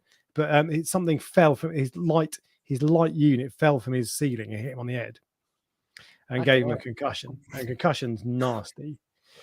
So I think he's not. I was surprised to see him on the podcast because concussion is like you don't mess around with it. That's one of those things where it really is wrong place at the wrong time. Yeah. Where you couldn't imagine being safe in your house and then being hit by a chandelier or something. Indeed, yeah. But lucky it wasn't anything worse. He just got a bump from the sounds of it, a nasty one. But nonetheless, it feels like it could have been worse. But so first off, get well soon, Raj. Really hope you're okay. I suspect he'll be fine after a few weeks, or whatever. But that sounded really nasty. But as a result, Reef Stock Chattanooga has been cancelled. I don't know if it's cancelled or postponed. Actually, I think the website says cancelled, but I would assume it will come back. And I would guess if it's been postponed, cancelled, whatever, then it'll be a little while before Raj is back. But I really hope he's all well and he bounces back, and he just needs a couple of weeks just to. I think because with concussion, I think you're just supposed to switch off completely. It says postponed. I'm on the website at the moment. Postponed. There you go. You're not supposed to think. Like you're not supposed to read books, that sort of thing. So anyway, but hopefully he'll be better soon, and postponed until further notice. Don't know when. Second thing in the news, there was have you ever heard of a Max Spect aquarium? Not that I can remember. Maybe was it? No, let's just say no. It was the same with me. I felt like when I heard it, I was like, I feel like someone's mentioned that before, but you will soon be able to buy a MaxSpect aquarium. There was a bulk reef supply video. They've done a load where they got the guy from MaxSpect in, and they do this thing, don't they, where Ryan will sit someone down, and they'll talk to them, and they'll make like 10 videos, and then which is realistically it's like 1-2 hour conversation, but they'll split it into 10 videos or whatever. And they've been doing that with Dan from Tidal Gardens and also the guy from MaxSpect. And you can tell how old it is because they've still got the BRS 160 behind Ryan, and that got shut down months ago and moved elsewhere. But anyway, one of the things that came out was there's a MaxSpect aquarium coming out. I went on the MaxSpect website, couldn't find it, so I don't really know when it's coming out. But there are a couple of things that were interesting about it. It's got to be honest, I say interesting. I like that it's another option. The one thing that was probably the most interesting thing was, you know, the gate valve on your weir box that you set it, set the water level and make sure it's not noisy. Yeah, isn't it a pain in the ass when you're in your sump, you twist it 0.5 millimeter and then you go and stand up by the weir box and you're like, is that right? And then you got to go back down and twist it 0.5 millimeter the other way. They've set it up so it's in the weir box, so it's just right at the top, so you can just sit there, watch it, turn it, watch it, turn it, watch it. It's interesting. It's an interesting concept. I will tune my tank over several days. Exactly. I literally just I do tip and then just ignore it, and then I'll come back. When I next hear it and then do it again. The only thing that I've noticed with the water box is I tune it, and then as the MP40s change settings, it then temporarily will make it gurgle as there's more water overlapping, which I can't get rid of that because you can't tune it so that you can't hear that. I assume, but it only happens for like 10 minutes a day, and it just seems to be completely random when it happens. That's funny, there were a couple of other features on the MaxSpect tank, but there was nothing groundbreaking, just some clever little tweaks like that. But I wanted to show what the tank looks like, but I can't because it's not on their website. And the other thing I want to talk about, this isn't really news, but this Reef Bum. Do you ever watch Reef Bum live streams? No, you don't watch anything. So I don't watch anyone but you. And even me, you don't really watch Reef Dork. No, I'm only waiting to hear my name. That's all. So Reef Bum did a podcast this week with Steve Wiest. Do you know who Steve Wiest is? I recognize the name, but I don't know why. You will know when I show you. So the reason I wanted to talk about this was because I've seen the Steve Wiest's reef tank a few times, and in fact I got it wrong, but when I bought that aquascape behind me for the Fluval Evo, I wanted it to look like Steve Wiest's. And that is this tank. You must have seen this. Maybe from maybe not. I'm not going to pretend. I'm not 100% certain. No, this is like whenever I Google saltwater aquarium aquascape, this comes up. That's one that comes up. It's so awesome. But basically, he's a reefer. He's been doing it for years, and he was on the Reef Bum podcast. It was just an interesting listen, and he seems like such a good bloke. Just instantly one of those people that there was just something about him. I just thought, what a nice guy, and really humble and modest. And yet it's just like the most insanely talented reef keeper you've ever seen in your life. His tanks look incredible. And it was so good that it was worth mentioning just because he was on it. It sounds like, again, I've never mentioned this a few times. It's like the people that are the most knowledgeable are often the most humble ones. Like generally, not always, but you know what I mean? Because they have enough knowledge to know what they don't know. It's like, it's like when small dogs can be a bit aggressive because they got something to prove, whereas big dogs are often less aggressive. Because they're like, mate. Yeah, exactly. Yeah. There was one piece of news which I thought was interesting. I don't know if you saw it. They tried to ban the collection, or they've proposed to ban the collection of Banggai cardinals. There were two more things, in fact. Yeah, that was one of them. Oh, I didn't write it down. I'm sure I wrote it down. Anyway, I go away for 1 week, and it's like things fall apart. It's like this every week, though, to be fair. I did see that, yes. Tell us about it. I see. I read it when it first came out a couple of days ago, I think. So this is it. Yes, basically. I think it's Indonesia. Is it Indonesia? Or someone has suggested... Yeah, the Banggai Islands. Yeah. Has suggested I was under the impression they didn't collect them anymore anyway, but I'm obviously wrong. I think it's more economically viable to collect them than breed them still. But I think that is changing just slowly. But I wonder why that. Actually, because obviously when you get a yellow tang, you probably get hundreds of yellow tangs. Whereas with bangais, so I used to breed bangais quite regularly. You get about 20 originally, and then maybe like 16 survive. So I suppose if you think about it, having to breed them and you get 16 fish, opposed to like breeding clownfish where you get 200 of them or whatever. Did you use long spine urchins? I used to make my own out of cable ties. Oh, really? That's fine. Yep, putty, cable ties sticking out of it. Yeah. I look back now, and I actually wish I'd actually used long spine urchins because they're not hard to keep. Cool excuse to have one, yeah. But yeah, I used to do that. I loved that. I anyone who thinks about breeding fish, like if you've got a couple of Bangai cardinals that are breeding, and you think, oh, is it worth doing? It's absolutely worth doing. It takes about 5 minutes a day to just like harvest the brine shrimp and stuff like that, and you got to catch them. But I was doing it in my sump, so I was doing it in a crystal container at my sump.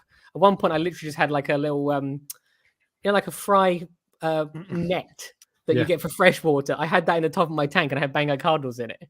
But it was really, really rewarding, and I used to give them away for free to people that I knew that was in the hobby because I was emotionally attached to them. Yeah. So I didn't want to sell them. I wanted to see them grow up. I found I've never bred them properly. I had some that bred, and actually the ones in my tank next to me, that he had a mouthful of babies, and I came down one day and there was nothing there, so they'd been eaten. But the one time that did work out, one of them escaped to the sump. Yeah. Did it survive? It did. It survived for a couple of months, and then I gave it to my neighbour, and it got eaten straight away. Okay. The neighbour had a fish tank. He didn't like put it on a plate, for his kids. Yeah. Exactly. Yeah, it's a small snack. Yeah. But yeah, that was cool. But there were two other things I wanted to pull out from the news. Just I don't know why I didn't write them down. Really annoying. Firstly, and I like to think I'm going to take 100% credit for this. There was a thing on Reef Builders dedicated to Mrs. Emotions. I saw that too. I remember how you were like, "No, I don't really like it." But the reason I want to take credit is because this was on our live stream. Oh, I see. That's why. That's why. So I like to think. I mean, realistically, she's got like 20,000 followers on Instagram. Yeah, she runs a shop. Probably more. Everybody knows. Yeah, exactly. Everybody knows about it. But I like to think it was because of you. It was, yeah. Well, don't bring me on this. I'm gonna let you have that credit. Fine, I'll take the credit. Cool. Yeah, I think this was all because of me. But anyway, they did a feature on this, and it's a cool tank. It's a really cool tank. I like that photo in particular. It's amazing what they like. That's actually the second version of that tank. So that the tank looked amazing. It was completely broken down, and then they set it back up again in a different way. It looks just as amazing as the first one. It's like it's not easy to do that. I saw them. I think they spoke to the people in Australia, and I saw them hand picking corals via FaceTime. Oh, really? That's cool. So they were talking to the people, the collectors, and they were going, "Do you want this one?" And they were like, "Yeah, put that one in the bag for us." So that's how you get those sorts of corals. You got to have a even then, you could give me the best corals in the world, and I wouldn't make a tank like that. No, well, as I said, they're obviously very, very talented. Like, and I think they spend a lot of time on it as well. Like, because even it's immaculate, isn't it? There's no like specks of algae. My tank, like the back corner, I can't reach it, so I get a bit of salt creep, and there's a bit of algae in that. Yeah, that is like mint. Yeah, it's like people. It's like because there's two of them, I think, that run the shop. Because I'm followed by there's two different accounts. Or I don't think she follows me, but I think the other person does follow me. I think that's her husband or partner. It's like there's two people with OCD both looking after that tank. That's why there's nothing. It's just spotless. 2 hours of sleep. Yeah, rest of the time.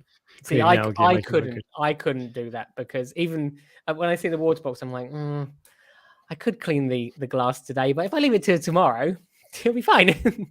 Yeah, exactly. And then tomorrow becomes December. You have to remember, like 95% of my work life, actually, no, I would say probably 50% of my work life is packing corals, and the other 50% is cleaning glass.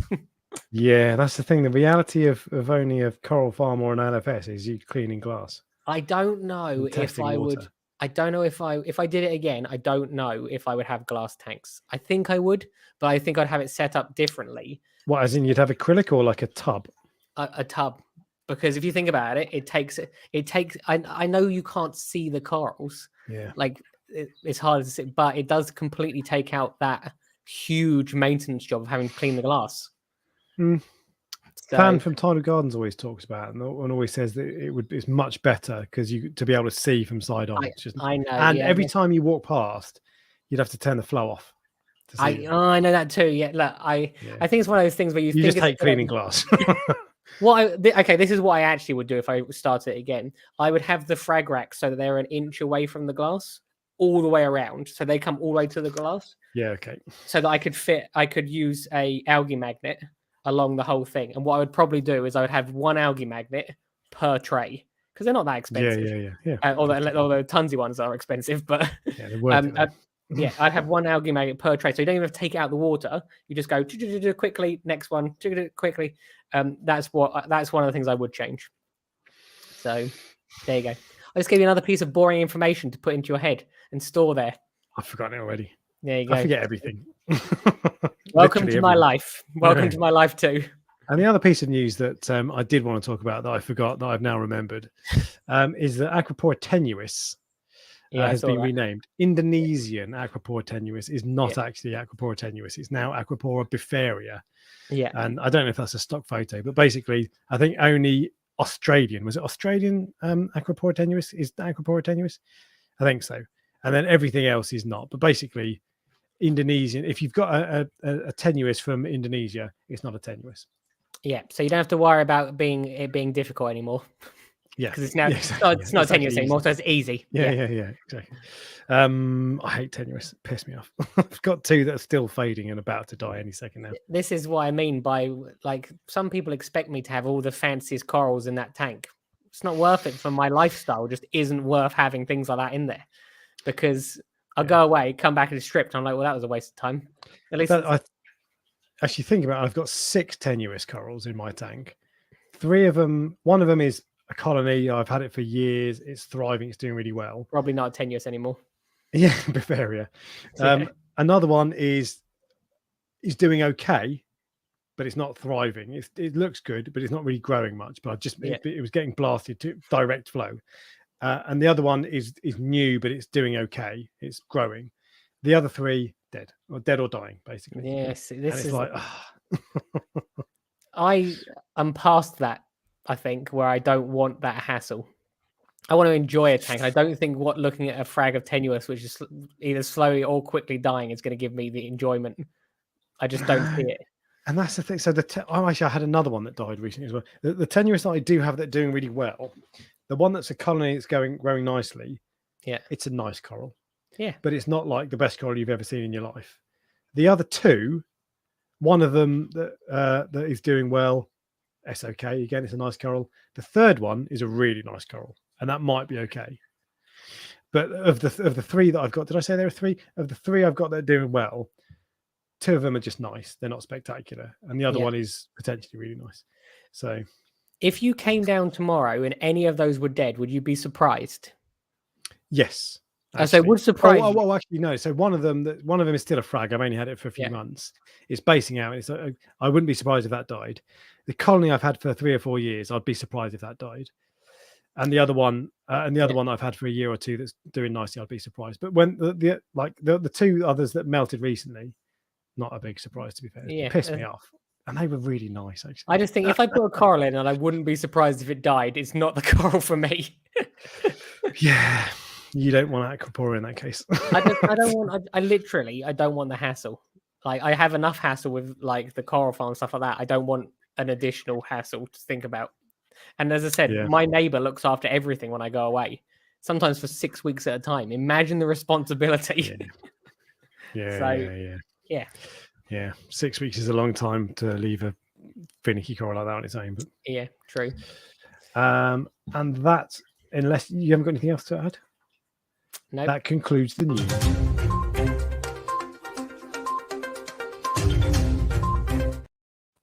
Which means we now move on to the headline that we all want to talk about. Bulk Reef Supply are doing 134.18. 134. Is that like code for what they're doing? timestamp. People get mad at me when if I use, like, we do this every week. It's always the same format. I know. But people click on the video immediately after it's gone live, and they get pissed off with me because we talk, because they say, oh, it's clickbait. You said it was about BRS and it's not.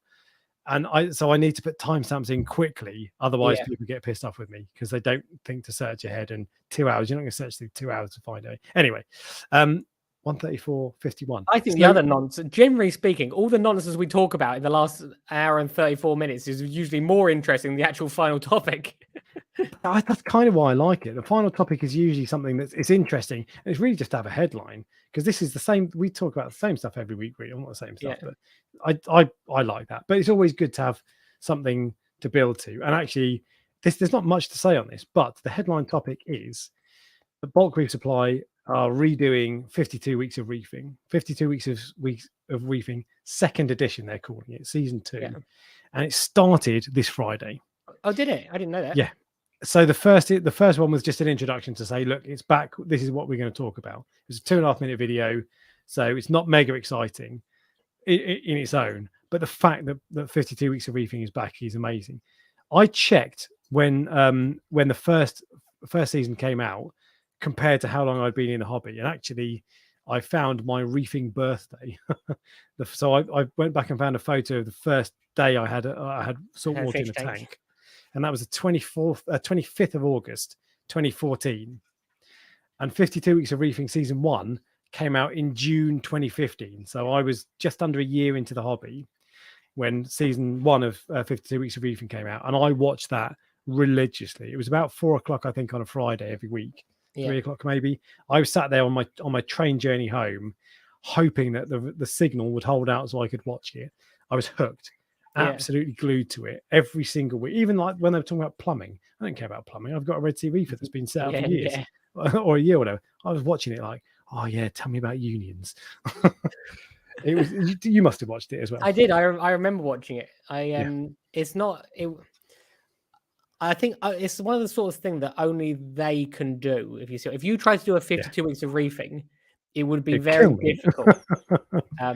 Not only that, it's like, I reckon it probably takes more than 52 weeks to do and make that. I reckon they're probably in it. They're probably 6 months in or something. They've been talking about it for a long time and setting up tanks. So I bet they've been planning this for years. And I can't imagine it's 52 weeks starting from this Friday. Yeah, I reckon those tanks have probably already been set up and have been up for a while, and they've already got the first 8 videos or something. Maybe, I don't know. Well, they talked about this the first time around they did it.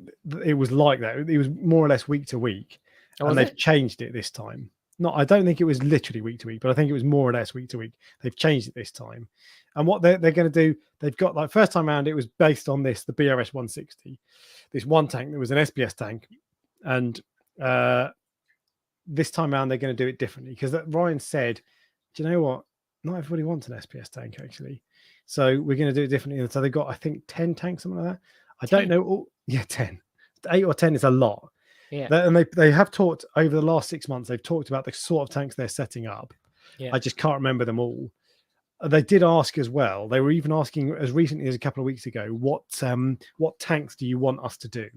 Yeah. And I've posted comments a few times saying, please do a budget tank or a used tank or something like that. Because Ryan's talked about that on live streams or whatever, and he said he's not going to do it because he doesn't. That's not his thing. Like, he wouldn't want to encourage people to buy secondhand equipment because in his mind it wouldn't work out well. Well, no, I don't think it's that. I think it's just because he just doesn't want to encourage it. But so I don't think they're going to do a proper budget tank. But they'll do nano tanks, which are semi-budget anyway. But either way, they'll do all sorts of tanks. 10 different tanks. You're talking fish only, LPS, softy, SPS, aquapora, the works. They'll have all sorts of different ones. Yeah. And this time round, so the 52 weeks of reefing first time round was so useful. And it's still, I bet if you watched all that back now, it would still be really relevant and really useful information. But this time round, Ryan has got 8 years of knowledge. More experience. Built on top of that, yeah. And he's got a whole team. Before, how many people were doing it? Probably still a small team. But this, he'll have like 1 million staff working on it. What would be really interesting? It'd be really interesting if they actually highlight what they've learnt over the course of 9 years in those videos. Because if they said, oh, this is what we did before, but this is what we're doing now, and the reason we're doing it now is because of this reason, is like backs up that information.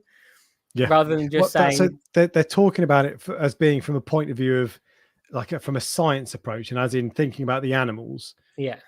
Rather than, well, I don't know, but just a more scientific approach. Something they probably didn't do in the first one, although I don't remember. They may not have added copepods, whereas I reckon now, this time, they definitely would, because when they cycled all the different tanks, they realized it made a massive difference. So that's the sort of thing that I think would be interesting. From my perspective, that would be interesting. But from someone who is just getting into the hobby, I imagine it'll be brilliant for them. Oh, it'll be so good. And I think it's a slight shame they're not doing it a little bit later or at the start of the year. I think if they'd started in January, then it would have been brilliant, because that's when most people get into the hobby. But the hobby does start to pick up now a little bit. And but if you're new to the hobby, or even like a couple of years in, watching that will just be so. I'll still watch it. It will be so useful. And the things like copepods, that'll be one of 1,000 things that they'll talk about that they've learned, and better ways of doing things. They'll talk about pH a lot, no doubt. They'll just talk about everything with not just, look, hey, this is, if you watch those old videos back, it'll work fine. But now it'll be a proper nerd's guide, I think. Yeah, they'll understand everything. And I just think it's going to be amazing. There you go. You're their number one fan, aren't you? I'm a complete and utter bulk reef supply fanboy. And I think they're fantastic. And because the thing is, in our hobby, we don't really have any kind of media. We don't have newspaper articles. We don't have anything to do with there's nothing on television. There's all we've really got is a couple of forums, a couple of Facebook groups, 1 or 2 magazines if you're lucky. Yeah. The one in the UK is out quarterly. That's it. It's not like there's 5 magazines that come out monthly like with any other hobby. Yeah. And then you've got YouTube. There isn't this mass market of stuff available. And the amount of money BRS put into these videos, don't get me wrong, part of it is that they do this because it's good promotion for themselves. Yeah. But I don't think they make these videos to make money. They do these videos because the way they do them does happen to make money, if you see what I mean. I'd be interested to know how much they earn. What, in terms of views and that sort of stuff? Yeah. YouTube money. It'll be insignificant compared to the amount of money they sink into it. But they do all of this stuff, and there's because we don't have much in the way of media in the hobby. Having someone like BRS who's prepared to sink money into the hobby, into making this kind of content, because you or I can make a video. We can make a video about how to set up a reef tank. All right, that last time I did that took a long time, spent quite a lot of money as well. And like, there's no way I can do that level of content every week. It's too much. It's not possible. Yeah. BRS can, because they've got the budget, they've got the staff, they've got the knowledge. Yeah, true. So with you look like you're Googling something, Bonnie. I was trying to Google bulk reef supplies, how much they earn from Social Blade, but I couldn't find them. It's called BRS TV Investigates, I believe, on Social Blade, but I'll log on because I think I've got them saved as a favorite. Let me see if I have YouTube favorites. I might not have. I found. Yes, I have. Oh, you said you got them anyway. So this is. Let me zoom into that a little bit. Oh God, I got all sorts of adverts. Right. So my favorites that I've got saved, and this is from ages ago, are BRS TV, Reef Builders, Reef Dork. I've got myself saved. Tidal Gardens, and Inappropriate Reefer. First off, let's just have a look and see 90-day average of subscribers. Reef Dork number 2. That's not bad. There you go. How much they earn? I'm intrigued. Self-promotion behind BRS, which is way far ahead. Right, let's zoom out. Let's see how much this says BRS earn. This won't be accurate. Estimated monthly earnings. How's this for a range? $237 I know. to $4,000. I know. It's probably somewhere in the middle, as you know. All right, let me see what mine says, and I'll tell you how accurate it is. Estimated monthly earnings 50 to 800. Okay, so that's not actually that crazy. It's obviously that's a wide range. But we're doing 50 and 800. Yeah, it's a pretty wide range. But it's the top end of that range is not a million miles off, to be fair. Yeah. No, I know. So if we apply that, then BRS and this people, the amount of money you earn varies from YouTuber to YouTuber. Yeah. Some videos earn more money than others. I've never quite figured out why. I'm sure there are reasons. But anyway, so it completely varies. And so the fact that mine is roughly at the top end of that at the moment doesn't mean that BRS is the same. But if we work on that basis, they're probably earning $4,000 a month from these videos, just from adverts. Okay. So, and I think that's their only income from this. That's not a lot of money, given the amount of money they'll have to pour into it. Because Ryan is basically full-time YouTuber. He's like their marketing social media guy, isn't he? And they'll have a team of people. Do you remember that every time they review a light, they do like 1,000 par tests? I know. Yeah. I was watching one of those videos earlier today, and it's like, how long would it have taken to make just the pie chart? And it's like a 30-second part of the video. I know.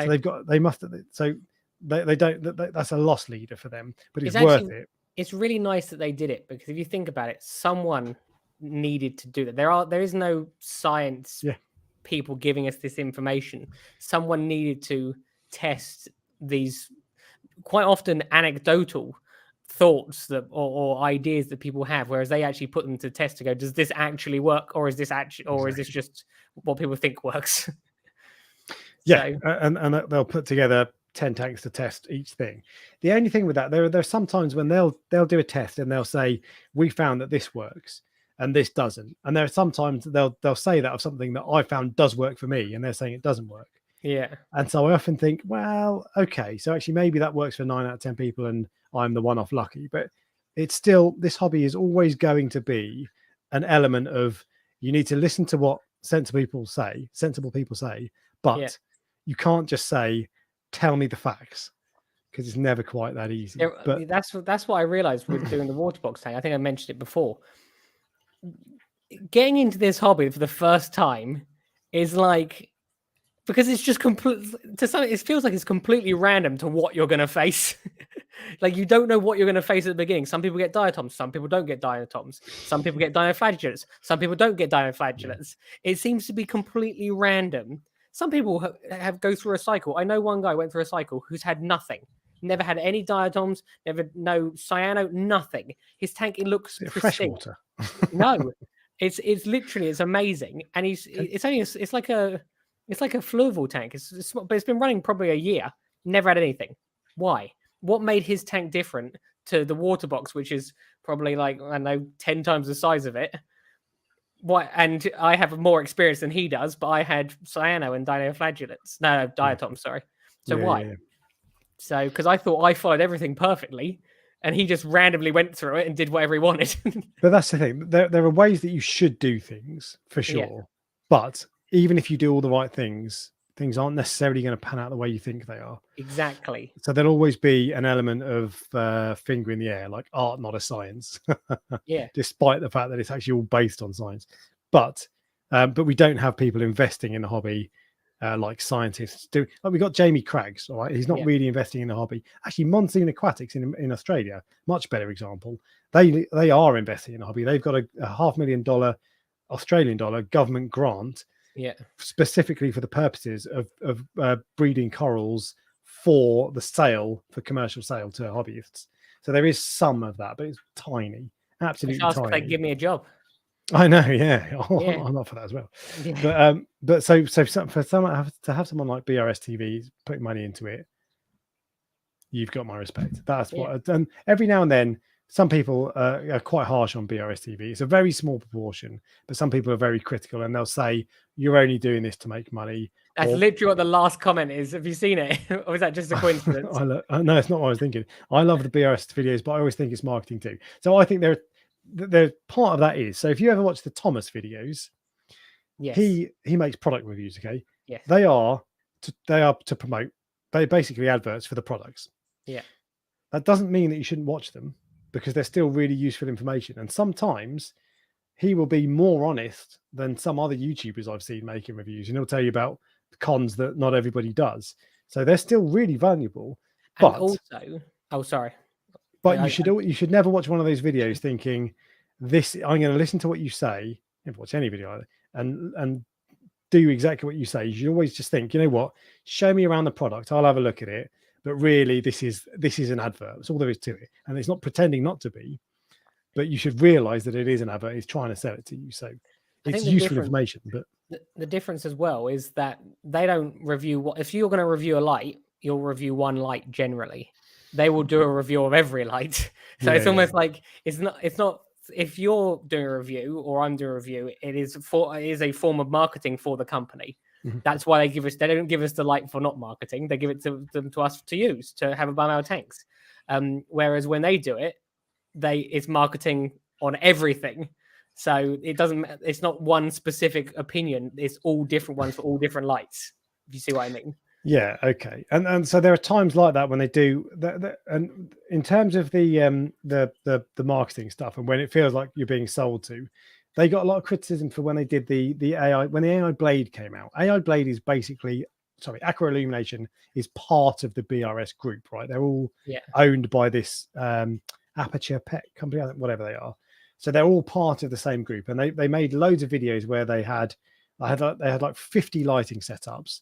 20 of them involved AI blades of various different types, and a lot of people said this is just an advert for AI blades. But actually part of it probably was, and maybe there was someone behind the scenes saying, "Can you talk about AI blades?" But I never get the impression that's the main motivator, particularly with Ryan. I think if you told him to do that, he'd be like, "I'm not going to do it." I think he would rather present good information. It's about stuff that they're selling at the end of the day, but he would rather present true information that's going to help people. And if that happens to sell stuff for BRS, so much the better. But I don't think he's motivated by that at all. So they are partly. Really you don't really care. No, I don't care. Not even remote. Literally not even remotely. If for me, it's about the information I can extract from the video. I won't watch a video on a specific light. Like if they did a Red Sea review, I wouldn't watch it because I'm not going to buy one of those lights. Whereas if I'm watching the 52 weeks of reefing, it doesn't matter to me if every single tank they use is Ecotech, because I'm not interested in the light. It's the information of other things I want to extract from that video. So they can market to me all they want. But that's the thing. That's the way to watch any video. That's the way to do it. You shouldn't be watching thinking, like, if I make a review of a product, you shouldn't be thinking, what does Alex say? You should be thinking, right, I'm just going to listen to the information and make my own decision. And if you're doing that with bulk reef supply videos, you're going to get a lot of information. So I agree. But yeah, I'm just excited that BRS season 2 is back, and it starts properly in earnest next week on Friday, and it will be running every week for 52 weeks. Interesting. I'm assuming they're probably going to start with the tank. I think that's what they started with before. I would guess they'll do a video showing you the tanks they're setting up, but I don't know. I do remember watching it because although you said you enjoyed the pipework one, I remember going, "Is that what they're doing this week?" I'm sure there was someone I was like, "Oh, it's a bit dry," but just I was obsessed with that series. And this time round, maybe I wouldn't watch a video about things that are completely irrelevant to me. But I'd be surprised if you will find that with any of these videos over the next 52 weeks, you're going to learn something from every single video. Yeah. So even if it's something that, like, if it was a video about plumbing that I don't really care about because I buy tanks that are already plumbed, I bet you're going to learn something. I'll still watch it, start to finish. And to be fair, I think when I have done my own plumbing, and when I did do my own plumbing, I went back and watched their video. There you go. So it was obviously useful at some point. Just very quick, John Wright has asked the same question, I think 3 or 4 times now, which is asking if I'm going to have a stand at the Aqua H. Aqua. It is very unlikely that I will have a, not for any reason other than the fact that I think it will ruin the day for me. If I have to go and get a load of corals and take them there and have a stand, I'm not overly. I don't know. I think it would overwhelm. I'll be honest with you. I think it would genuinely overwhelm me.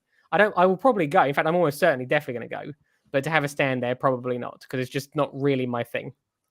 But who knows? Maybe that'll change. Well, I've tried to bully you into that before. It hasn't worked. So. I know. Just as I said, for me, I think it would overwhelm me, and that's it. So it's just not my thing. Do you want to be standing there with like loads and loads of people coming to you, going, "Oh, I want this and I want this, I want this," and sorting the money out? No, it's not. I'm a YouTuber, Ryan. So yeah, it doesn't sound like a fun day. Whereas for me to go there to a room filled with people that are like-minded fish weirdos, I'm far more likely to enjoy myself. What about if you was to sell mugs? Yeah, pretty good mug. I love these mugs. So really? I actually genuinely do love them. Okay. What do you love about them? I just don't know. I think it reminds me of my hobby. That's why to be fair, I have all white mugs, and then these are kept in a separate cupboard. And once I've run out of the white mugs, I then use these. Okay. So I don't love them that much. Yeah. Don't love them as much as IKEA mugs. Or... No. The mug that's got your face on it though is currently it's weird. It's currently in the coral farm. I can't remember what I'm using it for, but I was using it the other day for I can't remember what I was doing, but it's still in there at the moment. So, but yes, for everyone who didn't know, I have a mug with Alex's face on it. Oh, it's actually Alex's and my face.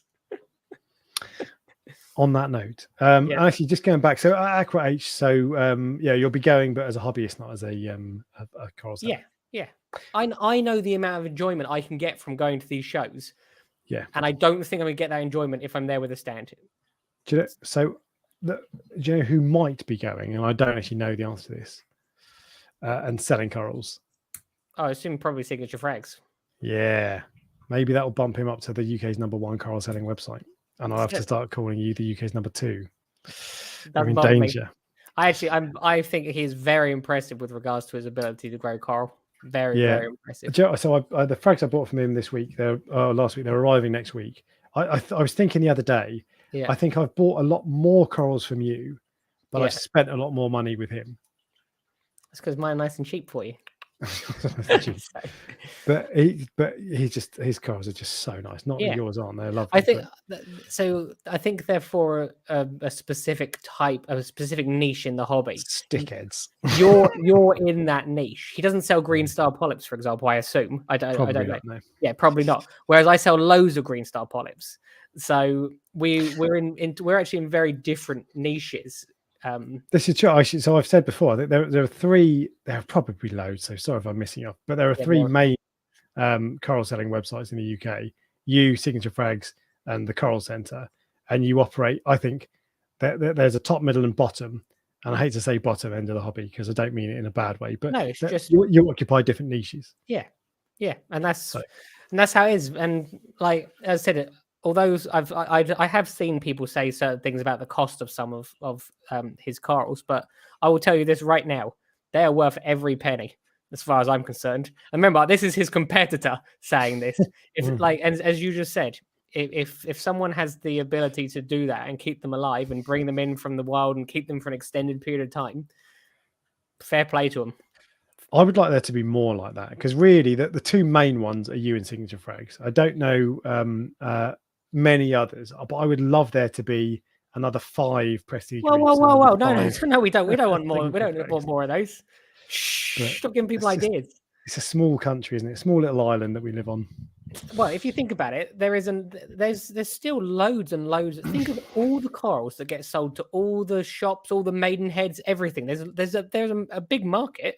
You have to be able to get you have to be able to get to those people. You have to be able to sell to those people. But there's enough for more than just 2 people, if you see what I mean. For sure. Or and 3 Steve or Webb 4. says you forgot about the Ocean Project. There are loads of shop. The Ocean Project is a shop that also has a website that sells online, and there are loads of others. AAC, Charterhouse, probably a million others that I can't. Oh, even Reefkeeper Moss End. I think Reefkeeper and Maidenhead. I think they sell online. There are loads of shops. Yeah. But I mean specific shops that are set up to sell online. Yeah.